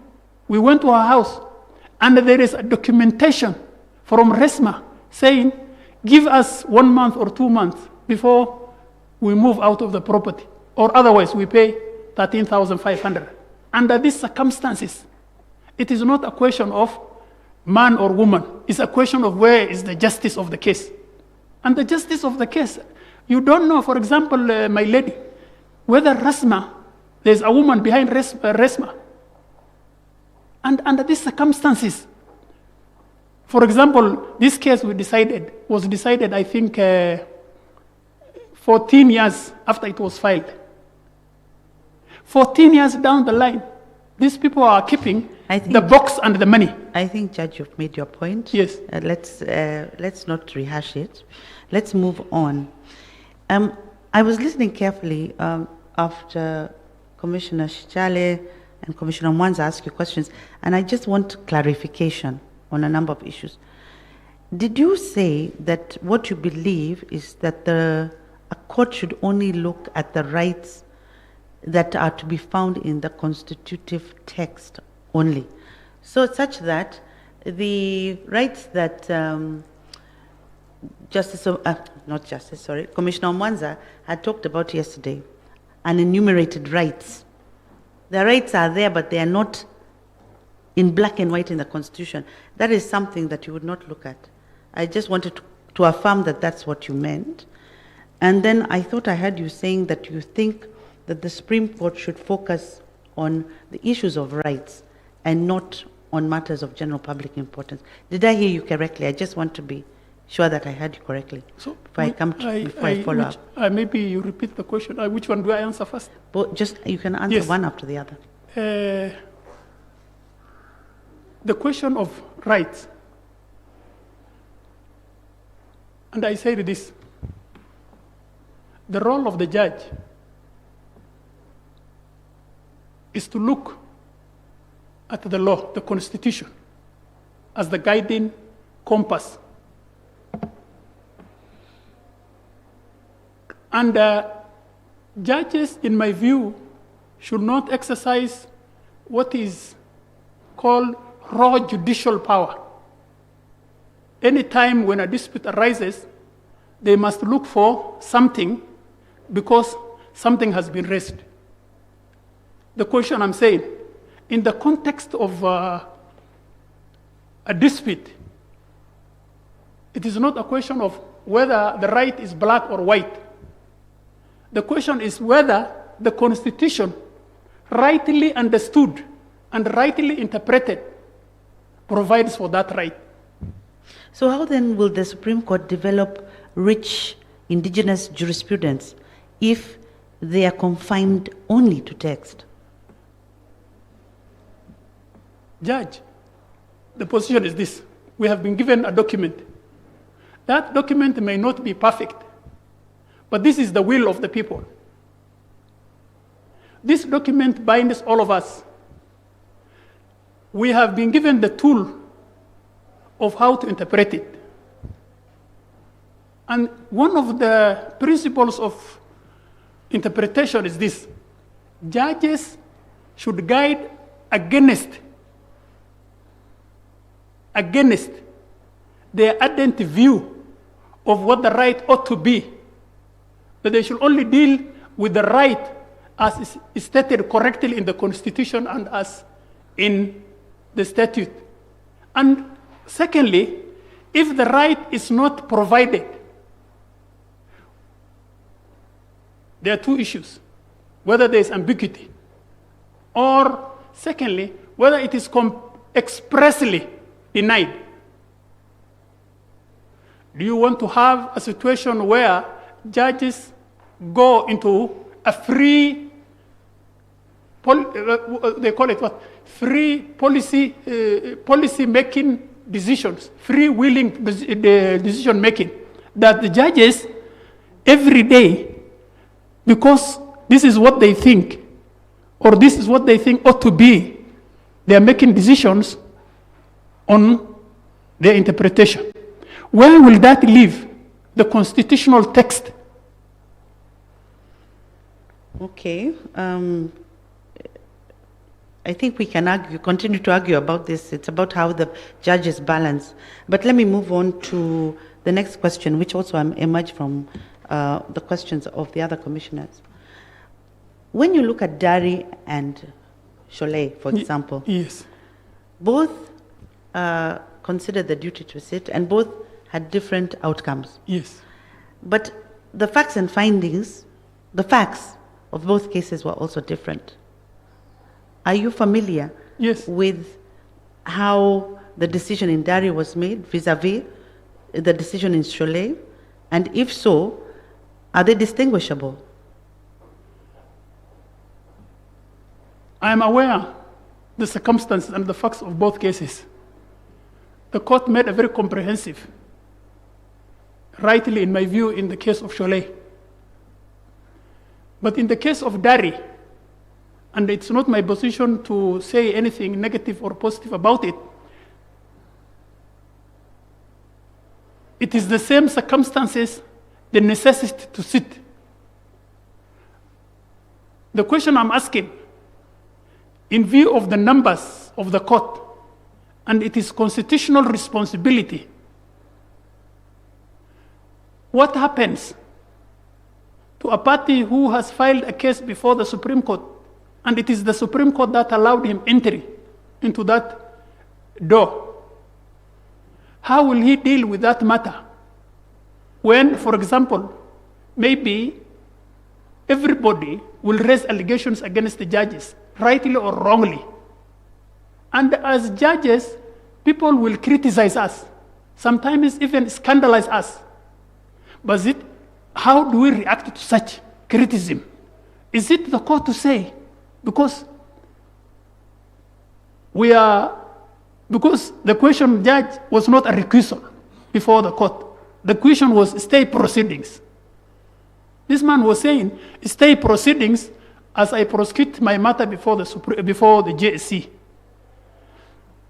Yes, and what he had said Yes. is that the entire bench is biased and he does not think he can get justice from the bench.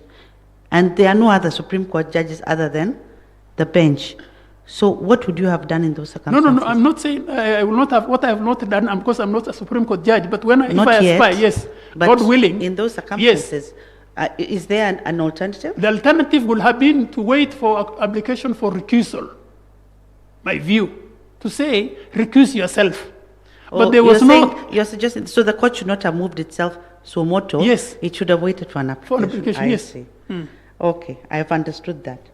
Now, there's a question that came from Commissioner Mwanza, which I didn't think you answered, as to whether the Qadhi's court is bound by the Supreme Court decision in Faraj. Is it bound? Of course, yes. Okay. Secondly, you seem to suggest that although the Faraj matter, you're suggesting that jurisprudential outcome is sound, but the manner in which it was dealt with is not. So I'm just trying to identify what you would have suggested is the way a court should have handled it. Should the High Court have referred the matter to the Qadhi's court? Should the Supreme Court have referred the matter to the Qadhi's court? What do we do if the parties have chosen the forum? Can a court say, no, you cannot come to the High Court, you must go to the Qadhi's court? It's the parties who choose the forum. So how can a court make that decision? I did not question the merit of the decision. What I question is the methodology. Yes. And the methodology is this. It is not the parties which chose the forum. For example, the appellant did not choose the High Court. The High Court.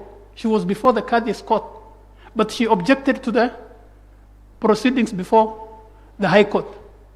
And if you see if I look at the matter correctly, the judge proceeded under the Islamic law. He did not proceed under the Succession Act. And he said correctly, Section 2 of the Succession Act precludes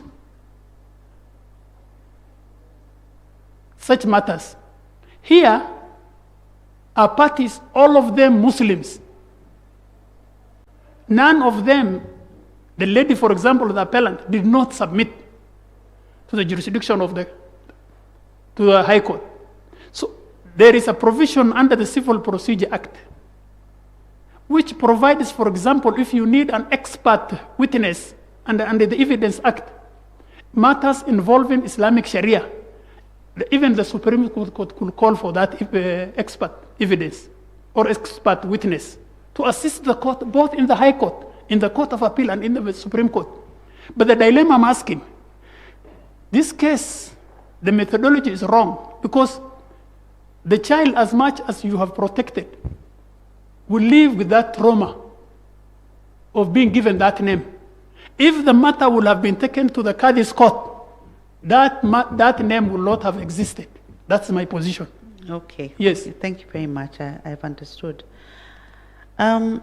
You've also said something which I wanted you to clarify. You've said Islamic law is not ordinary and cannot be repugnant to justice. Is that your position? Yes. So the Constitution, the constitutional command that says that where a culture or even religion is repugnant to justice, then we must follow the Constitution. So which path do we follow? The Constitution? I don't know. What I said, Judge, is this. Uh-huh. Islamic law, in its proper construction and understanding, is not an ordinary law. But is it subject to the Constitution? It is subject to the Constitution insofar as infringement of a particular right, or in terms of, and I said this, the Constitution is supreme.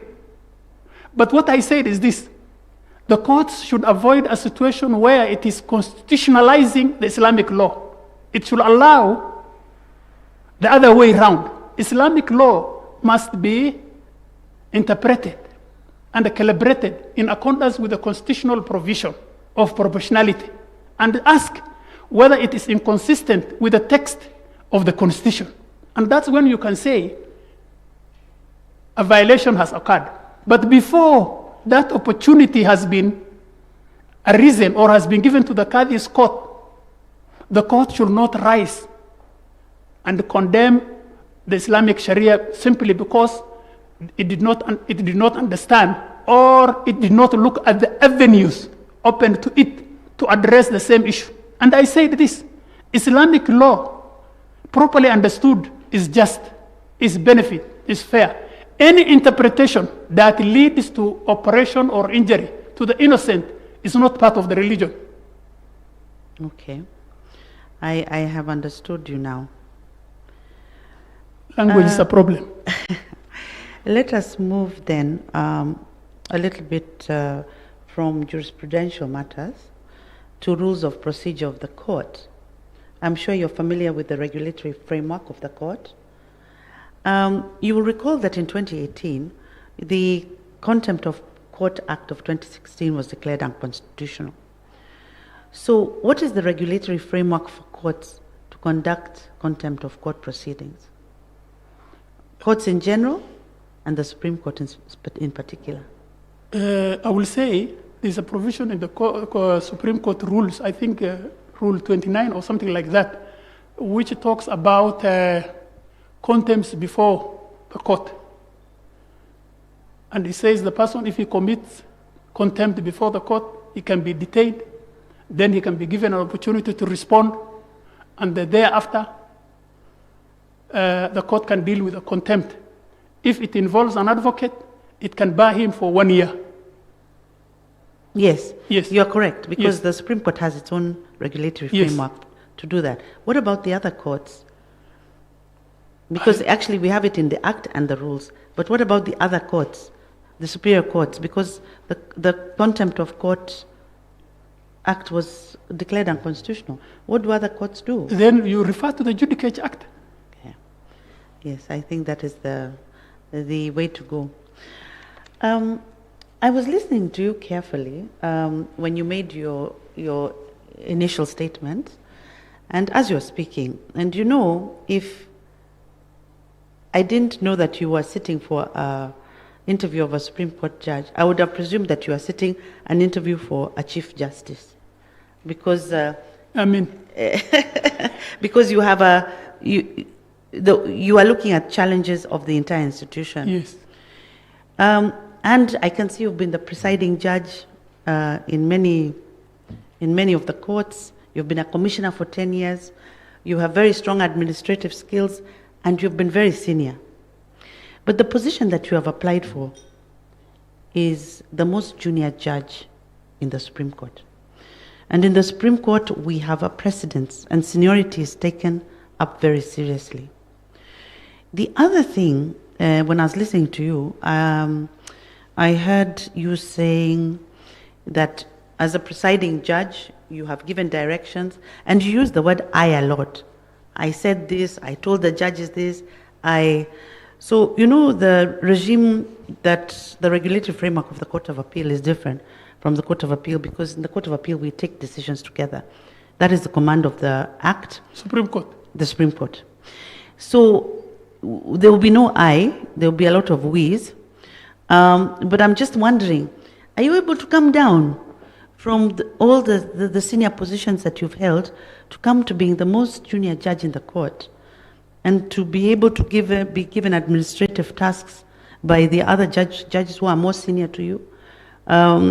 Will you be able to manage that? You know, because it is, you're going up, but actually you're also coming down. Is that something that you can manage? Very easily. Honorable Commissioner and Judge, I have worked under 4 Chief Justices. All of them were bosses. I have never in my life, and I have been given various responsibilities, starting from Gisheru, who gave me the first opportunity. I have never in my life, gone against my Chief Justice. Here is a very easy task for me.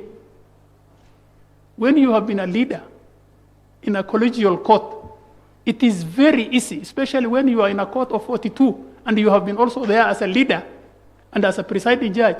It is very easy to fit in a court of 7 people. 3 things.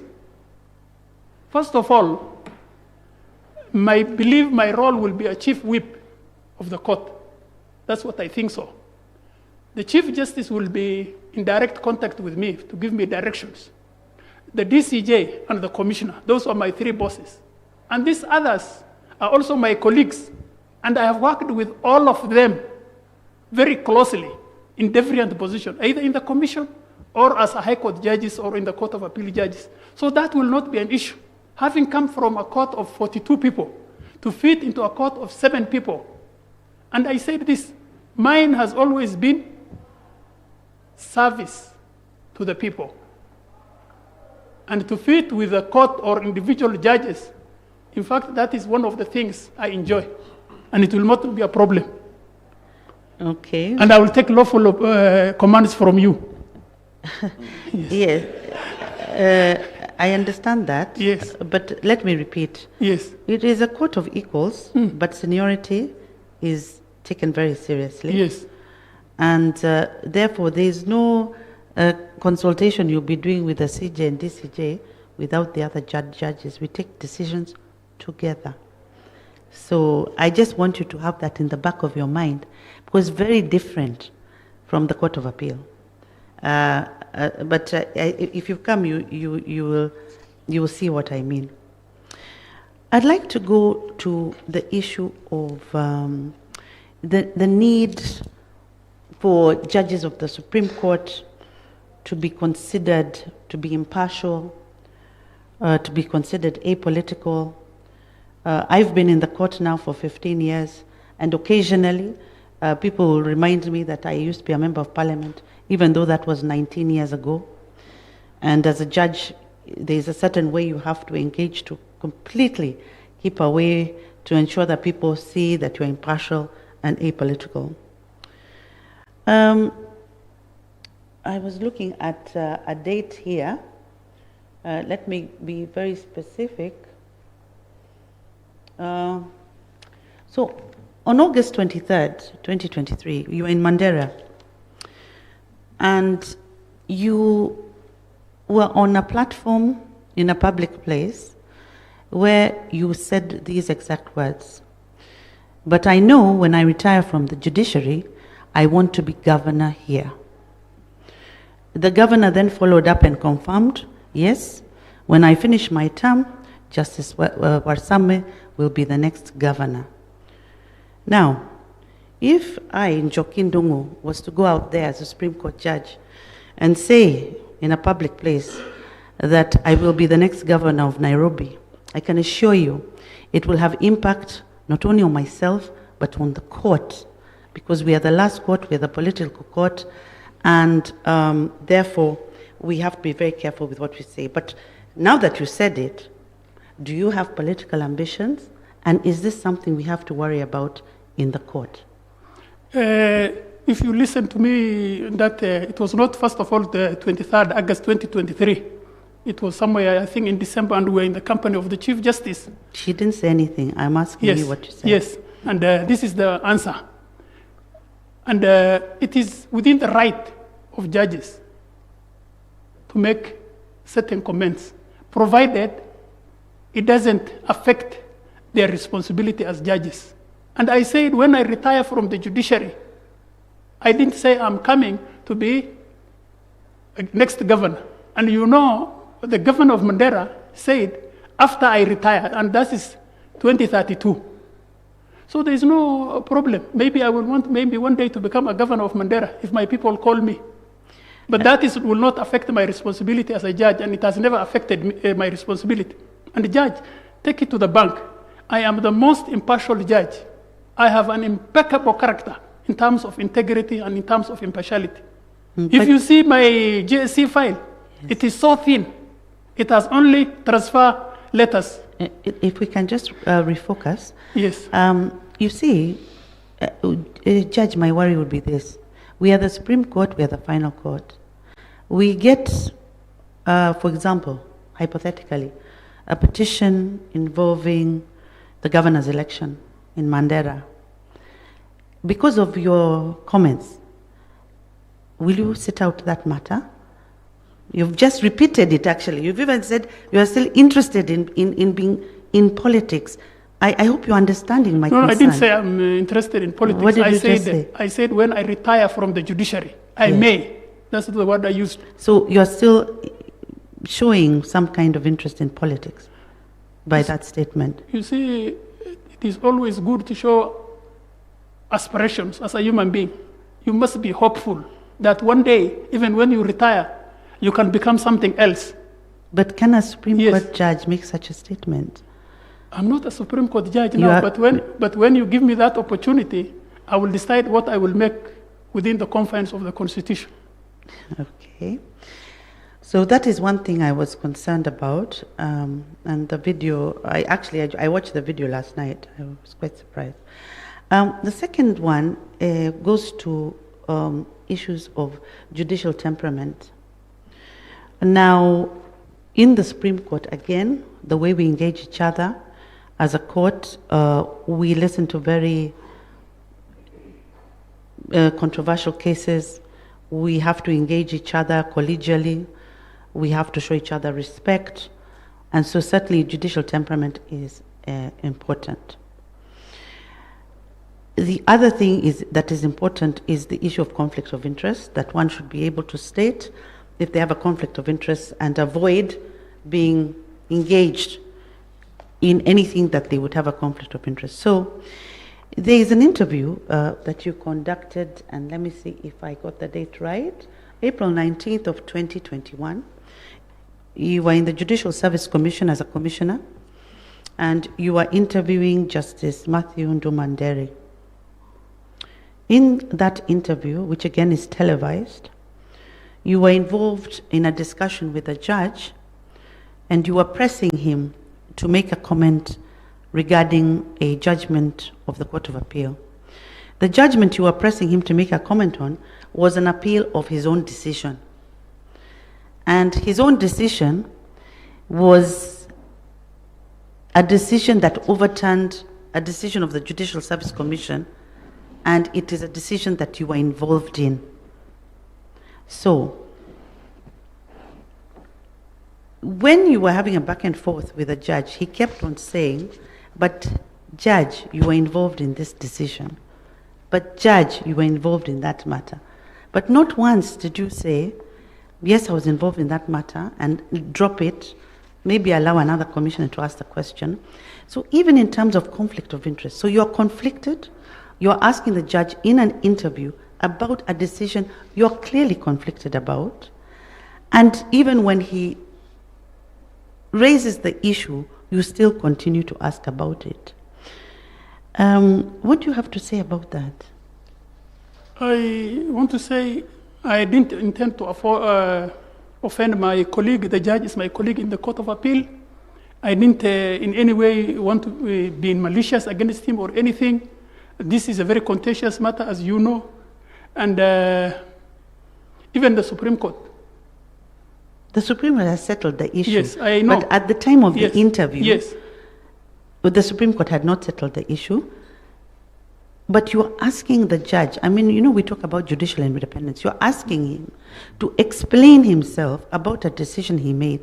But the decision he has made involved a decision you had made. It's direct conflict of interest. Maybe, Judge, is the way you look at it. I didn't question his decision.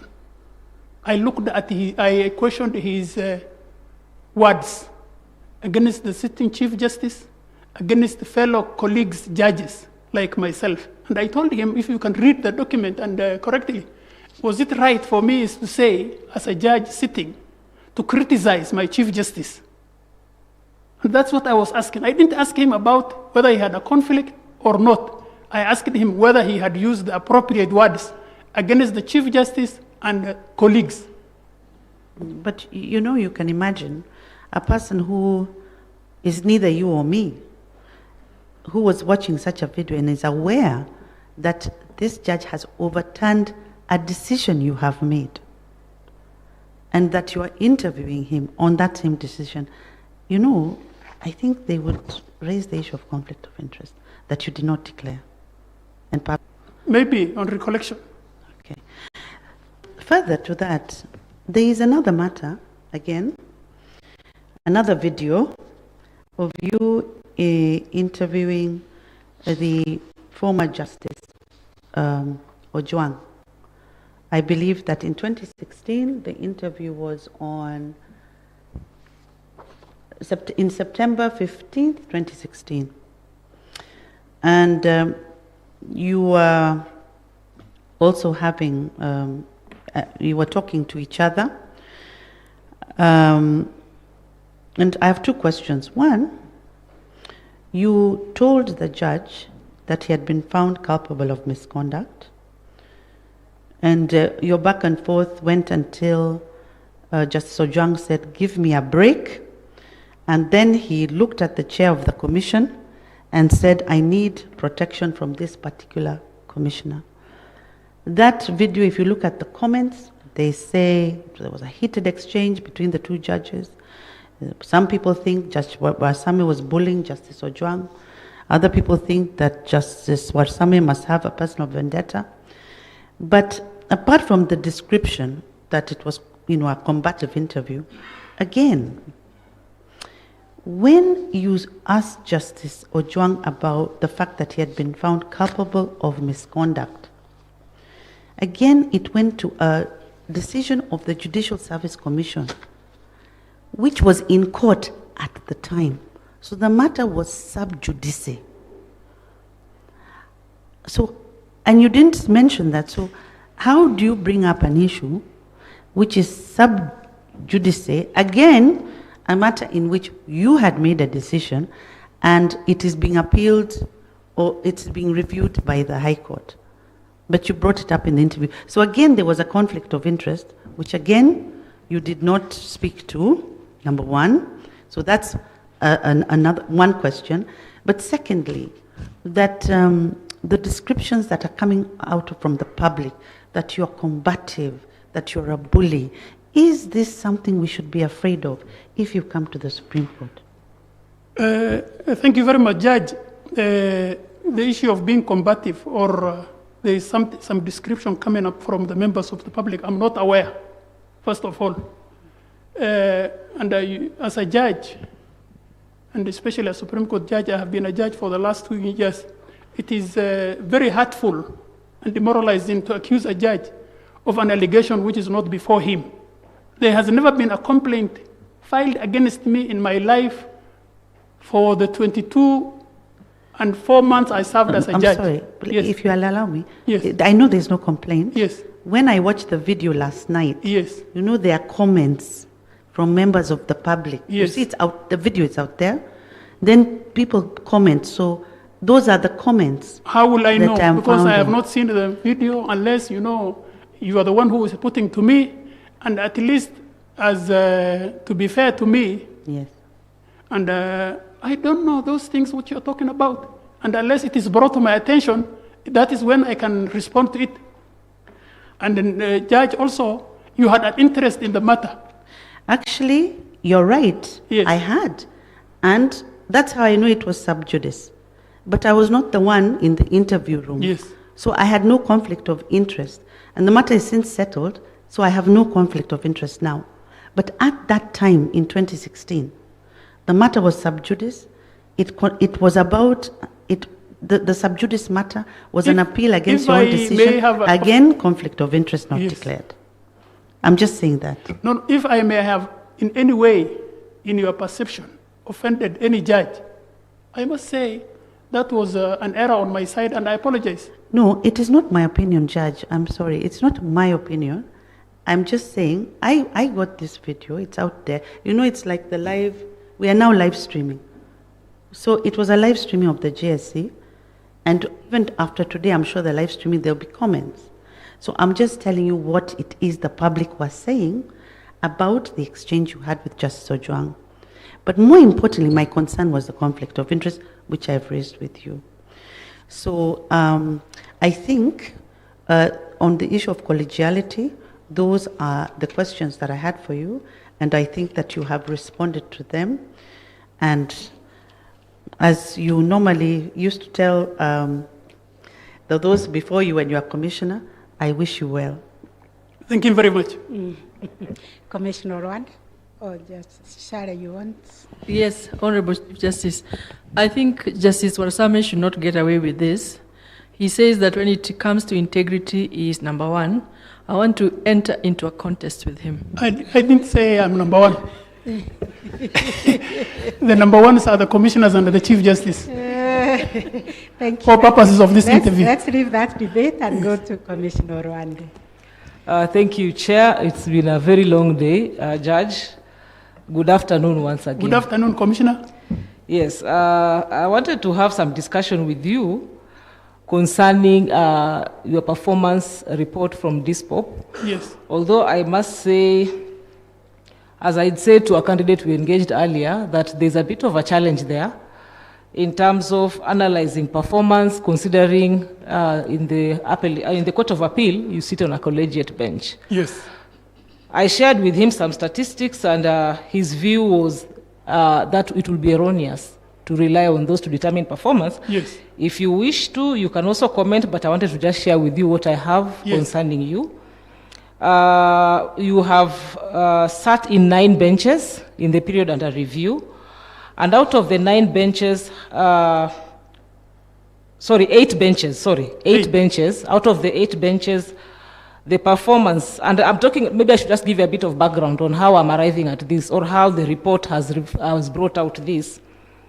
The performance is assessed on the basis of the benches you sat in, total output in terms of merit resolution, compared to the total output of the court, so that even the benches that you didn't sit in are taken into consideration. I don't know if your feeling is that would be okay. But out of the 4 where your performance has been above 30%, I think there's quite a bit of, out of 3, it even went above 50. So it looks like the performance wasn't so bad. But what I want to hear from you is whether that approach would really reflect how a bench, I'm alive to the fact that we're not talking about individual judges, how a bench has been performing. And if there's any challenge that you can share with us, maybe you can also. Thank you very much, Commissioner. The production metrics is a very complicated document. Sometimes it doesn't measure the output of judges, especially a collegial court. We have always been insisting, especially in the Court of Appeal, and it is easy to perform, to determine or measure metrics in courts outside Nairobi, where there are only 3 judges. But the problem is, even in those stations, a judge or 2 of them will go on leave. So the situation will change. A judge who is in Nairobi will be sent to Nakuru or Eldoret, depending on the circumstances. But I think, and this is what we have been saying, there is need to have fixed benches in the Court of Appeal. And that will also show how to measure correctly the output of the judges in a particular bench. Okay, that is similar to what your colleague had mentioned earlier. Yes. Maybe that is food for thought. We can Yes. look at that. Yes.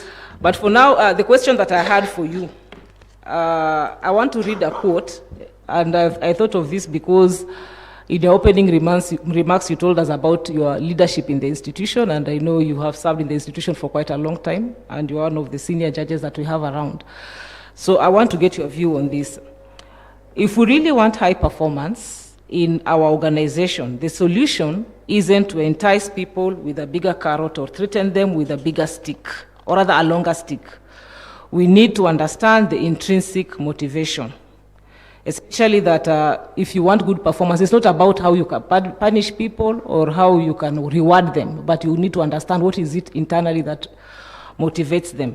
So in your experience in judicial leadership, what do you think are some of the things or the intrinsic factors that would motivate high performance in our workforce, especially in the judiciary?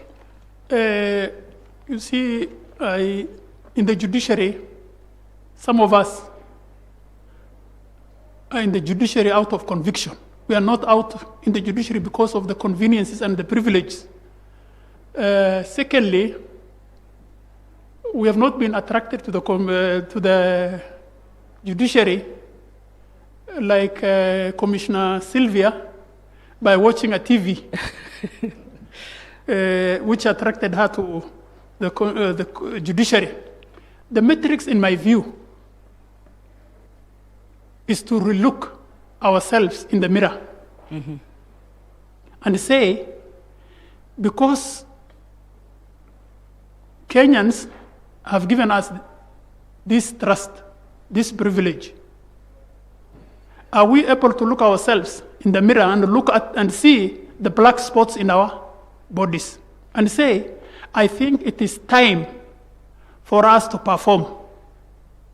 If we have been told to deliver judgment within a specific time, is it possible to deliver it? Secondly, how do you deal with the lifters, the high volume lifters, against the low level lifters? A judge may be doing a criminal appeal or a criminal trial for 6 months, but another one may be doing a criminal hearing and determine maybe 100 or 200 cases. How do you compare and contrast? But the guiding factor is, are we delivering? And the metrics, I think the judiciary, through the Chief Justice, has given everything to us. But the question we ask ourselves as judges and magistrates, are we delivering? And how can we prove production? The question depends on the individual courts and the individual presiding magistrates and presiding judges. For example, in my court in Nakuru and Eldoret, there has been complaint against us that we are listing too many matters. And Commissioner Sichale confirms by our colleagues, we list 6 appeals, while the ordinary courts list 3 appeals. There has been complaint against us. Why are you listing this? And sometimes 15 applications. Is it possible to standardize these things, or does it depend on individual courts? How can we improve delivery? One way of doing these things, in my view, and having worked in outside stations, is supervision. Judges and magistrates need to be supervised. And there are people who are earning huge sums of money, the presiding judges, the registrars of the courts. It shouldn't be left for the Chief Justice to know, maybe after 1 month I am not working. The registrars and the presiding judges should give report to the Chief Justice. Again, and this is very important, there is need for JSC to recruit a registrar in the office of the Chief Justice in charge of productivity, to monitor what is happening in Mandera, what is happening in Nairobi, such that the Chief Justice has a direct report. Again, also, and very important, the question we need to ask is, during Gisheru's time, we used to send our metrics every day before 5 o'clock. Can we go back there? Because we are so many, JSC has recruited so many. Has it translated into an output? Has it translated into a positive production? Those are the conversations which we must have. And I think this is what I have been telling people. We have been having colloquium, magistrates, judges, and all judges. In a colloquium, we should only discuss 2 issues. And the 2 issues is productivity and integrity. Integrity, because it is very important for Kenyans to have an integrity-free court or a corruption-free court. And productivity, because without productivity, then Kenyans are not getting value for money. So in our discussions, whether it is a magistrate's colloquium or a judge's colloquium or a small court of the Supreme Court or a court of appeal, we should discuss productivity. And that's why I said, Commissioner, from when I was starting, there is need to send the leadership team to outside Nairobi. Chief Justice should direct, for example, Judge Njoki to go to Mandera and find out whether the magistrate there is performing. Those are my views. I think your passion around the issue of productivity is palpable. And now I'm tempted, though I was worried in the interest of time, just to get your view on a question I asked an earlier candidate, whether failure to meet performance targets should be treated as a discipline issue. Just your view, briefly. You know, having been a leader of judges and magistrates, and they're watching me, I don't want to answer that question. Maybe you can just share with us your view. What do you think? Is it a discipline issue that we should consider for our consideration? It should be an administrative issue. It should be an administrative issue? Yes. Okay. Yes. Thank you, Judge, and I wish you well. Thank you very much, Commissioner. Thank you, Commissioner Sirani. Thank you, Honorable Chair. This is Warsame A. Good evening. Good evening, Commissioner. You can take a seat. Yes. I'm having a challenge with the sound system.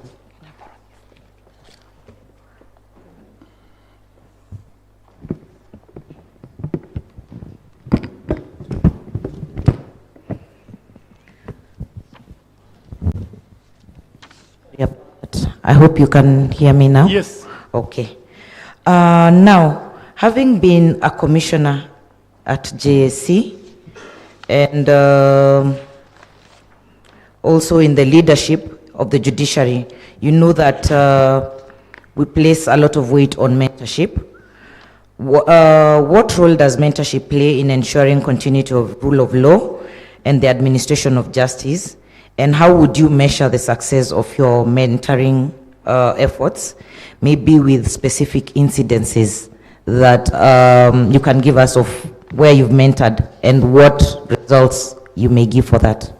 Thank you very much. Mentorship is so important to judges and magistrates, especially when a judge is new or a magistrate is new, he needs somebody to hold his hand and directed him in the right direction. The route he takes will determine his future. And I have mentored many judges and magistrates. For example, all the judges who worked under me in the JR became Court of Appeal judges except one. Except one. And because of the mentorship I have given during the time I worked with them, either as 3-judge or under me, I was also sometimes, most of the time, in charge of the Constitutional Division, because Judge Lanola was who was in charge, was in Arusha most of the time. So the Chief Justice also directed me to be in charge of the Constitutional Review. So all the judges who served under me, both in the JR and in the Constitutional Review, ended up in the Court of Appeal through my mentorship. So how do you measure your success? I measure my success because many of the people I mentored, some of them are in this room. I think I can say I have an excellent mentorship qualities. Okay. Yes. Thank you for that. What is the role of emotional intelligence in the life of a judge? Yes. And in what incidents would you apply emotional intelligence in your work? Thank you very much. You are sounding like Professor Mugenda, because that was a permanent question for Professor Mugenda when we were together. Emotional intelligence helps to cool down difficult situations and positions. It is a way of maneuvering difficult circumstances to get a good result out of the position.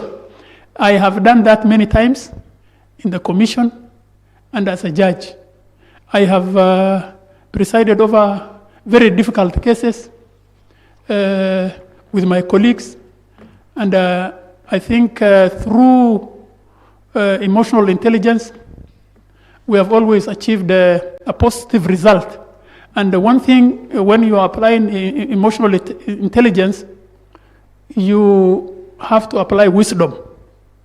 And when you have to apply wisdom, you need a lot of qualities, like you must be patient sometimes, you must be able to diffuse the situation, sometimes making 1 or 2 jokes, such that you keep everybody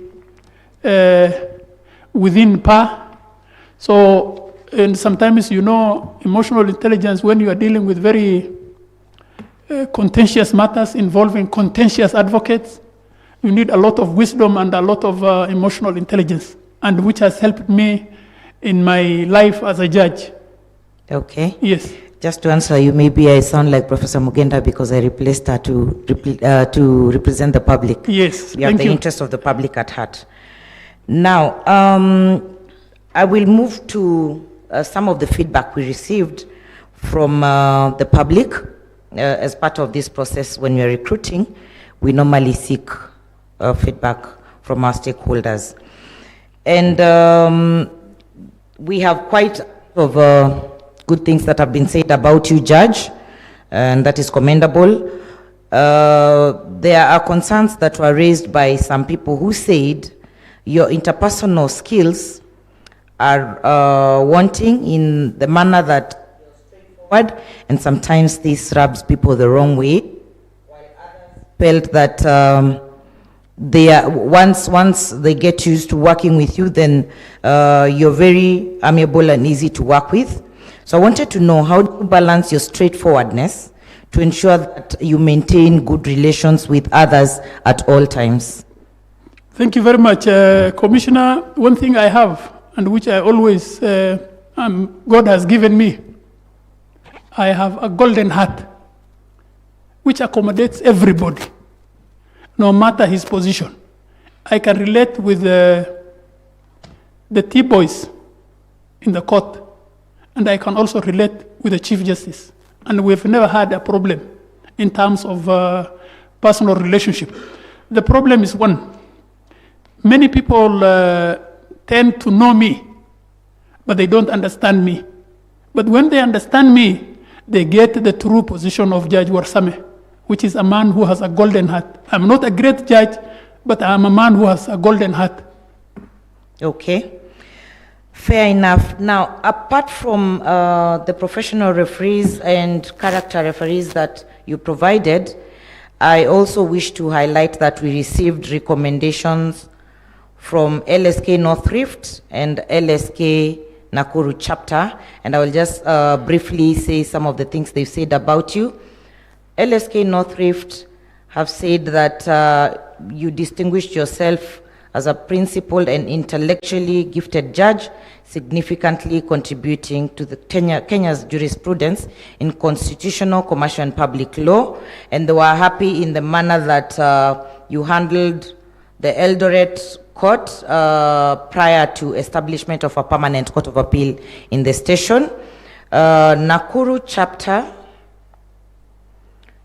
chapter said you spearheaded innovative and effective measures aimed at addressing case backlog, expediting and hearing and determination of appeals. They said that your turnaround time was very efficient and you made access to justice easy for all. So from my side, I would just wish to say keep up the good work, and I wish you the very best, Judge. I'm humbled. Commissioner Kisoto. Thank you, Honorable Chair, and welcome again, Judge. Thank you, Commissioner. Let me start briefly with your introductory remarks, where you said the Supreme Court must carry Wanjiko or the ordinary citizens along,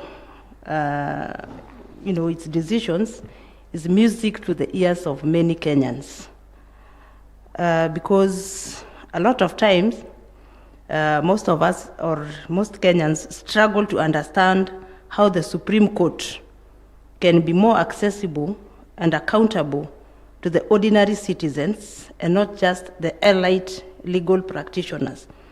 So other than in the decisions, how else can the Supreme Court be more accessible and accountable to ordinary citizens? Just give us three more ways. I think this is what I said. There is need for the Supreme Court to reintegrate with the public by even going to barazas and even having a discussion with people about what the Supreme Court is. Again, it is important for the Supreme Court to exhibit servant leadership in terms of the fact that, it shouldn't be a court for a certain group or certain members of our society. The people of Mandera and the people of Narok should know what the Supreme Court does. Let me tell you a story. Commissioner, 2 weeks ago, and this is for Commissioner Joki, one of my relatives in Mandera called me, an elderly lady.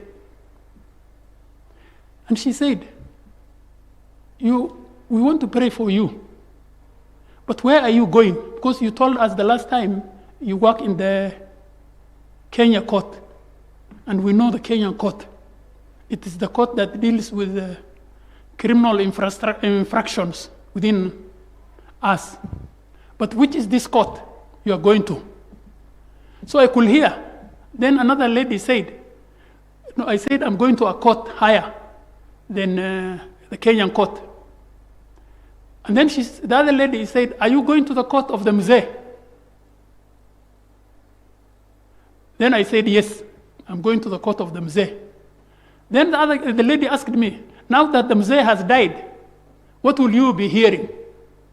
The Mzee meaning Raila. The impression of the people, for example, in that small village is that this is a court that was only dealing with a dispute involving Raila Amolo Odinga. And there is need to disabuse people and show them the Supreme Court in terms of leadership and in terms of jurisprudential leadership and institutional leadership is available to the people of Kenya. It's available to the Wanjiku. And it doesn't mean that all the cases will reach the Supreme Court, but it gives people confidence. It gives people presence. It gives people hope that if a magistrate or a judge in Mandera misbehaves or gives a bad decision, there is a court that is available to them, where even the Chief Justice and the Deputy Chief Justice sit. That is what we expect from the Supreme Court. And that is one of the qualities which I will take to the Supreme Court, if given an opportunity. Thank you. Now, suppose a Supreme Court decision benefits powerful political elites while disadvantaging marginalized communities. How should the court ensure that constitutional interpretations protect minority rights? And please, you could actually illustrate this with an example. Thank you very much. The Supreme Court, in an ordinary circumstance, you know, it will be treason for me and for you to say the Supreme Court has given a decision which is given power to something to powerful people. So you should at least, Commissioner, say maybe something elegant or moderate. So I want to say this. The Constitution protects the rights of the marginalized minorities.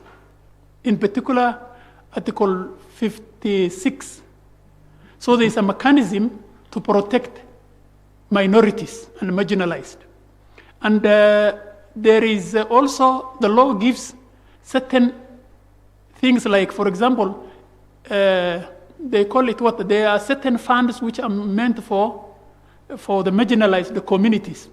But one thing which the court should emphasize, and this is the defining factor, is the issue of the money which is given to devolution. The court must support that, and affirmative action, and many other issues which I think supports the marginalized and minorities. And in particular, in terms of employment, in terms of their rights, those things. Okay. Now, suppose technological advancements as artificial intelligence, which is now an emerging frontier, create legal questions. We often hear that AI hallucinates. What approach should the Supreme Court take when interpreting the Constitution in such emerging context? There is no framework regulating AI. But I think there is a framework which was issued by the Chief Justice. I'm not very sure. I think there is something which was issued by the Chief Justice, which is meant to assist in access to justice. It is a very complex issue, but also it has its advantages. Its advantage. But the question is, how do you regulate AI in terms of how it is being used? AI is a simulation of our intelligence. I think some human beings are ahead of other human beings, so they have created AI. The question is the legal aspect of this. There are people who are generating pleadings. There are people who are generating authorities. There are people who are generating affidavits and everything, and putting it before court. The court has to be very, very vigilant and find out how to moderate this. I think the CJ's regulation, or framework, is the way forward in terms of regulation. I have seen there are 4 judges who have commented on this issue. The problem first was confronted by Justice Magare, where there were documents which were falsified, which were filed before him. Then there was also Judge Lenola, who gave a lecture sometimes back last year. And then there was a recent decision where Judge Chikiti and Mamuye dismissed matters because they used AI in a certain illegal manner. So the question is a balancing exercise. It is in the right direction, but we should avoid abuse and look for a way to regulate it. But it's a positive step, and it can assist access to justice in terms of harnessing technological positions. So it is good, but it has its negatives. The question is there regulation other than what the Chief Justice has issued? There is need to have a proper statutory regulation, in my view. Right. Now, finally, in a constitutional case before the court, and the intelligence agencies claim that disclosing certain evidence could compromise national security. In your own view, because if the evidence is essential for determining the truth of the matter, how should the Supreme Court manage this tension between the national security and the need for transparency and fairness in the judicial proceedings? Thank you very much, Commissioner. These are two competing interests, public interest and the individual's interest to a fair trial. It needs a balancing exercise, and it depends on the context and on the case before court. The issues one can prejudice or damage public interest or public safety. For example, the question is how the extent you can go in terms of the prohibition or limitation. If, for example, it will damage our relationship between another country, there is need for the court to interfere. For example, if it is meant, for example, to hear or to regulate an investigative method, and somebody saying this investigative method which was used to prefer judges against me must be brought before court. I think that is an issue which the court should consider in terms of a public interest, investigative techniques. But there are instances where I have seen in some Commonwealth countries, there is need for reduction or need for special sitting, where the information is only given to the judges. But there are advocates who have been approved in terms of security by the state or by the court to appear before court because they have been approved, because of the sensitive nature of the matter. If, for example, the person will leave the jurisdiction of the court or is about to commit an offense, the court can regulate. For example, if the information, because we have an information where there is a documentation issued by an advice given by the Attorney General, and somebody steals that information and this Honorable Attorney General has written to another arm of government, the question is whether it can be used simply because it has been unlawfully obtained. So these are balancing exercises.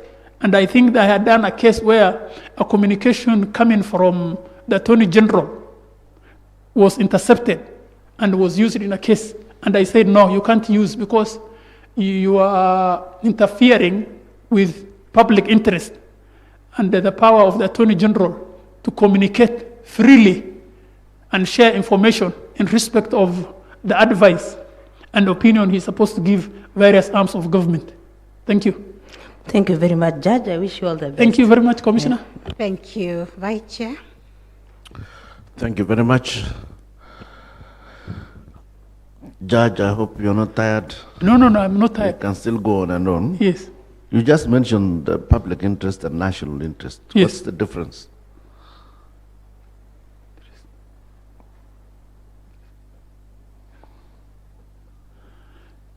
Public interest has two synonyms. We are part of the public interest as an individual, but the national interest is the bigger one that involves our nation. Mm-hmm. Yes, so public interest in the administration of justice means that you have to treat people fairly, equally, and in accordance with the law. But national interest is different from public interest, and this one has a higher threshold than public interest. Okay. You were discussing globalization. Yes. On technology.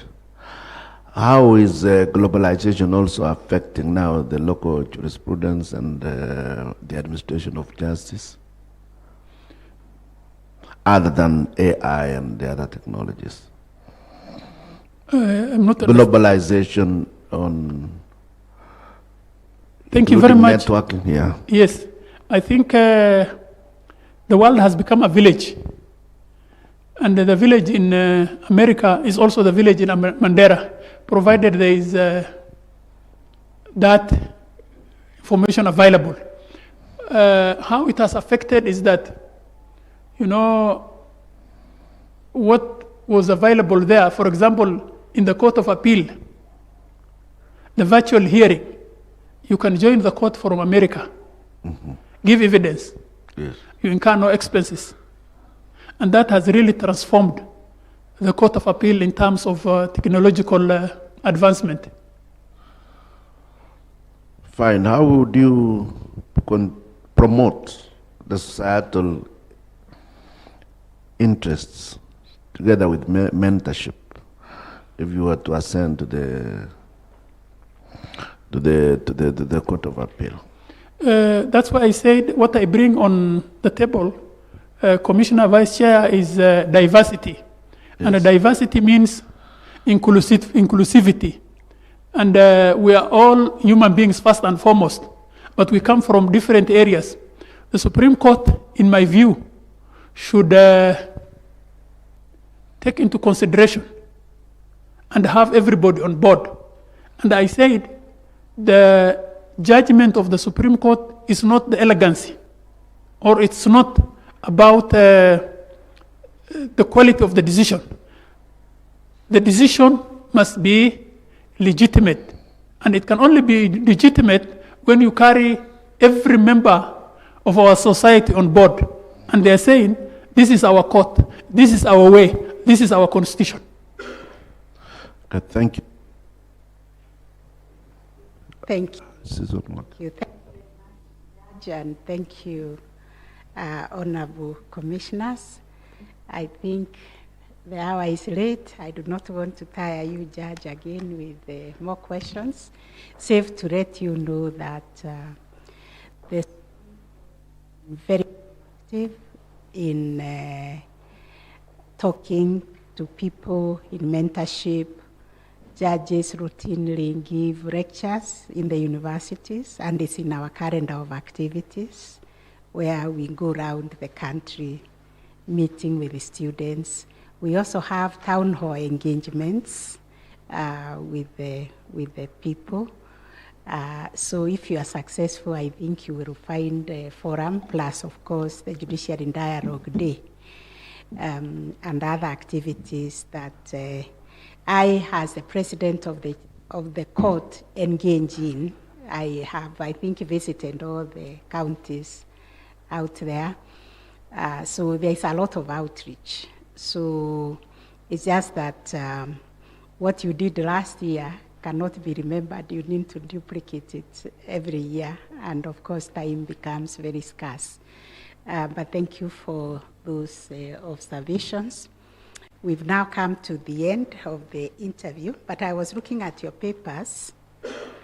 One, you indicated you have a Master of Law from the University of London, but you did not. No, I did not. Eh? I did not. It's not yours? No. Oh, okay. Somebody else's piece of paper, I think, yes, found its way in your folder. Yes, not me. Okay. Sorry about that. Yeah, so I think now is the time we give the candidate to also engage us. Thank you very much, Honorable CJ, for giving me this opportunity to appear before you. It is also good to appreciate being the other side of the chair. I really appreciate and enjoyed the interview. I wish to sincerely thank you, Chief Justice, and all the commissioners for giving me this opportunity.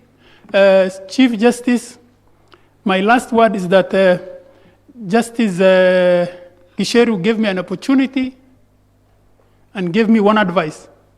I have kept that advice. Mutunga also gave me an opportunity to come to the Court of Appeal. Give me an opportunity to go to the Supreme Court, and I will never disappoint you. Thank you very much. It is all these 11 men and women we will decide, but on behalf of all of us, Judge, we wish you success. We wish you all the best in all your endeavors. We are in this journey together, either as a judge of the Court of Appeal or as the Supreme Court. We are joined at the hip to make sure that justice works for the people of Kenya. And we serve the people of Kenya, and we do so faithfully. So with that, you are released. We will get in touch with you when we complete the exercise. Thank you very much, CJ. Yes, God bless you. I think there is a stray paper there in that file.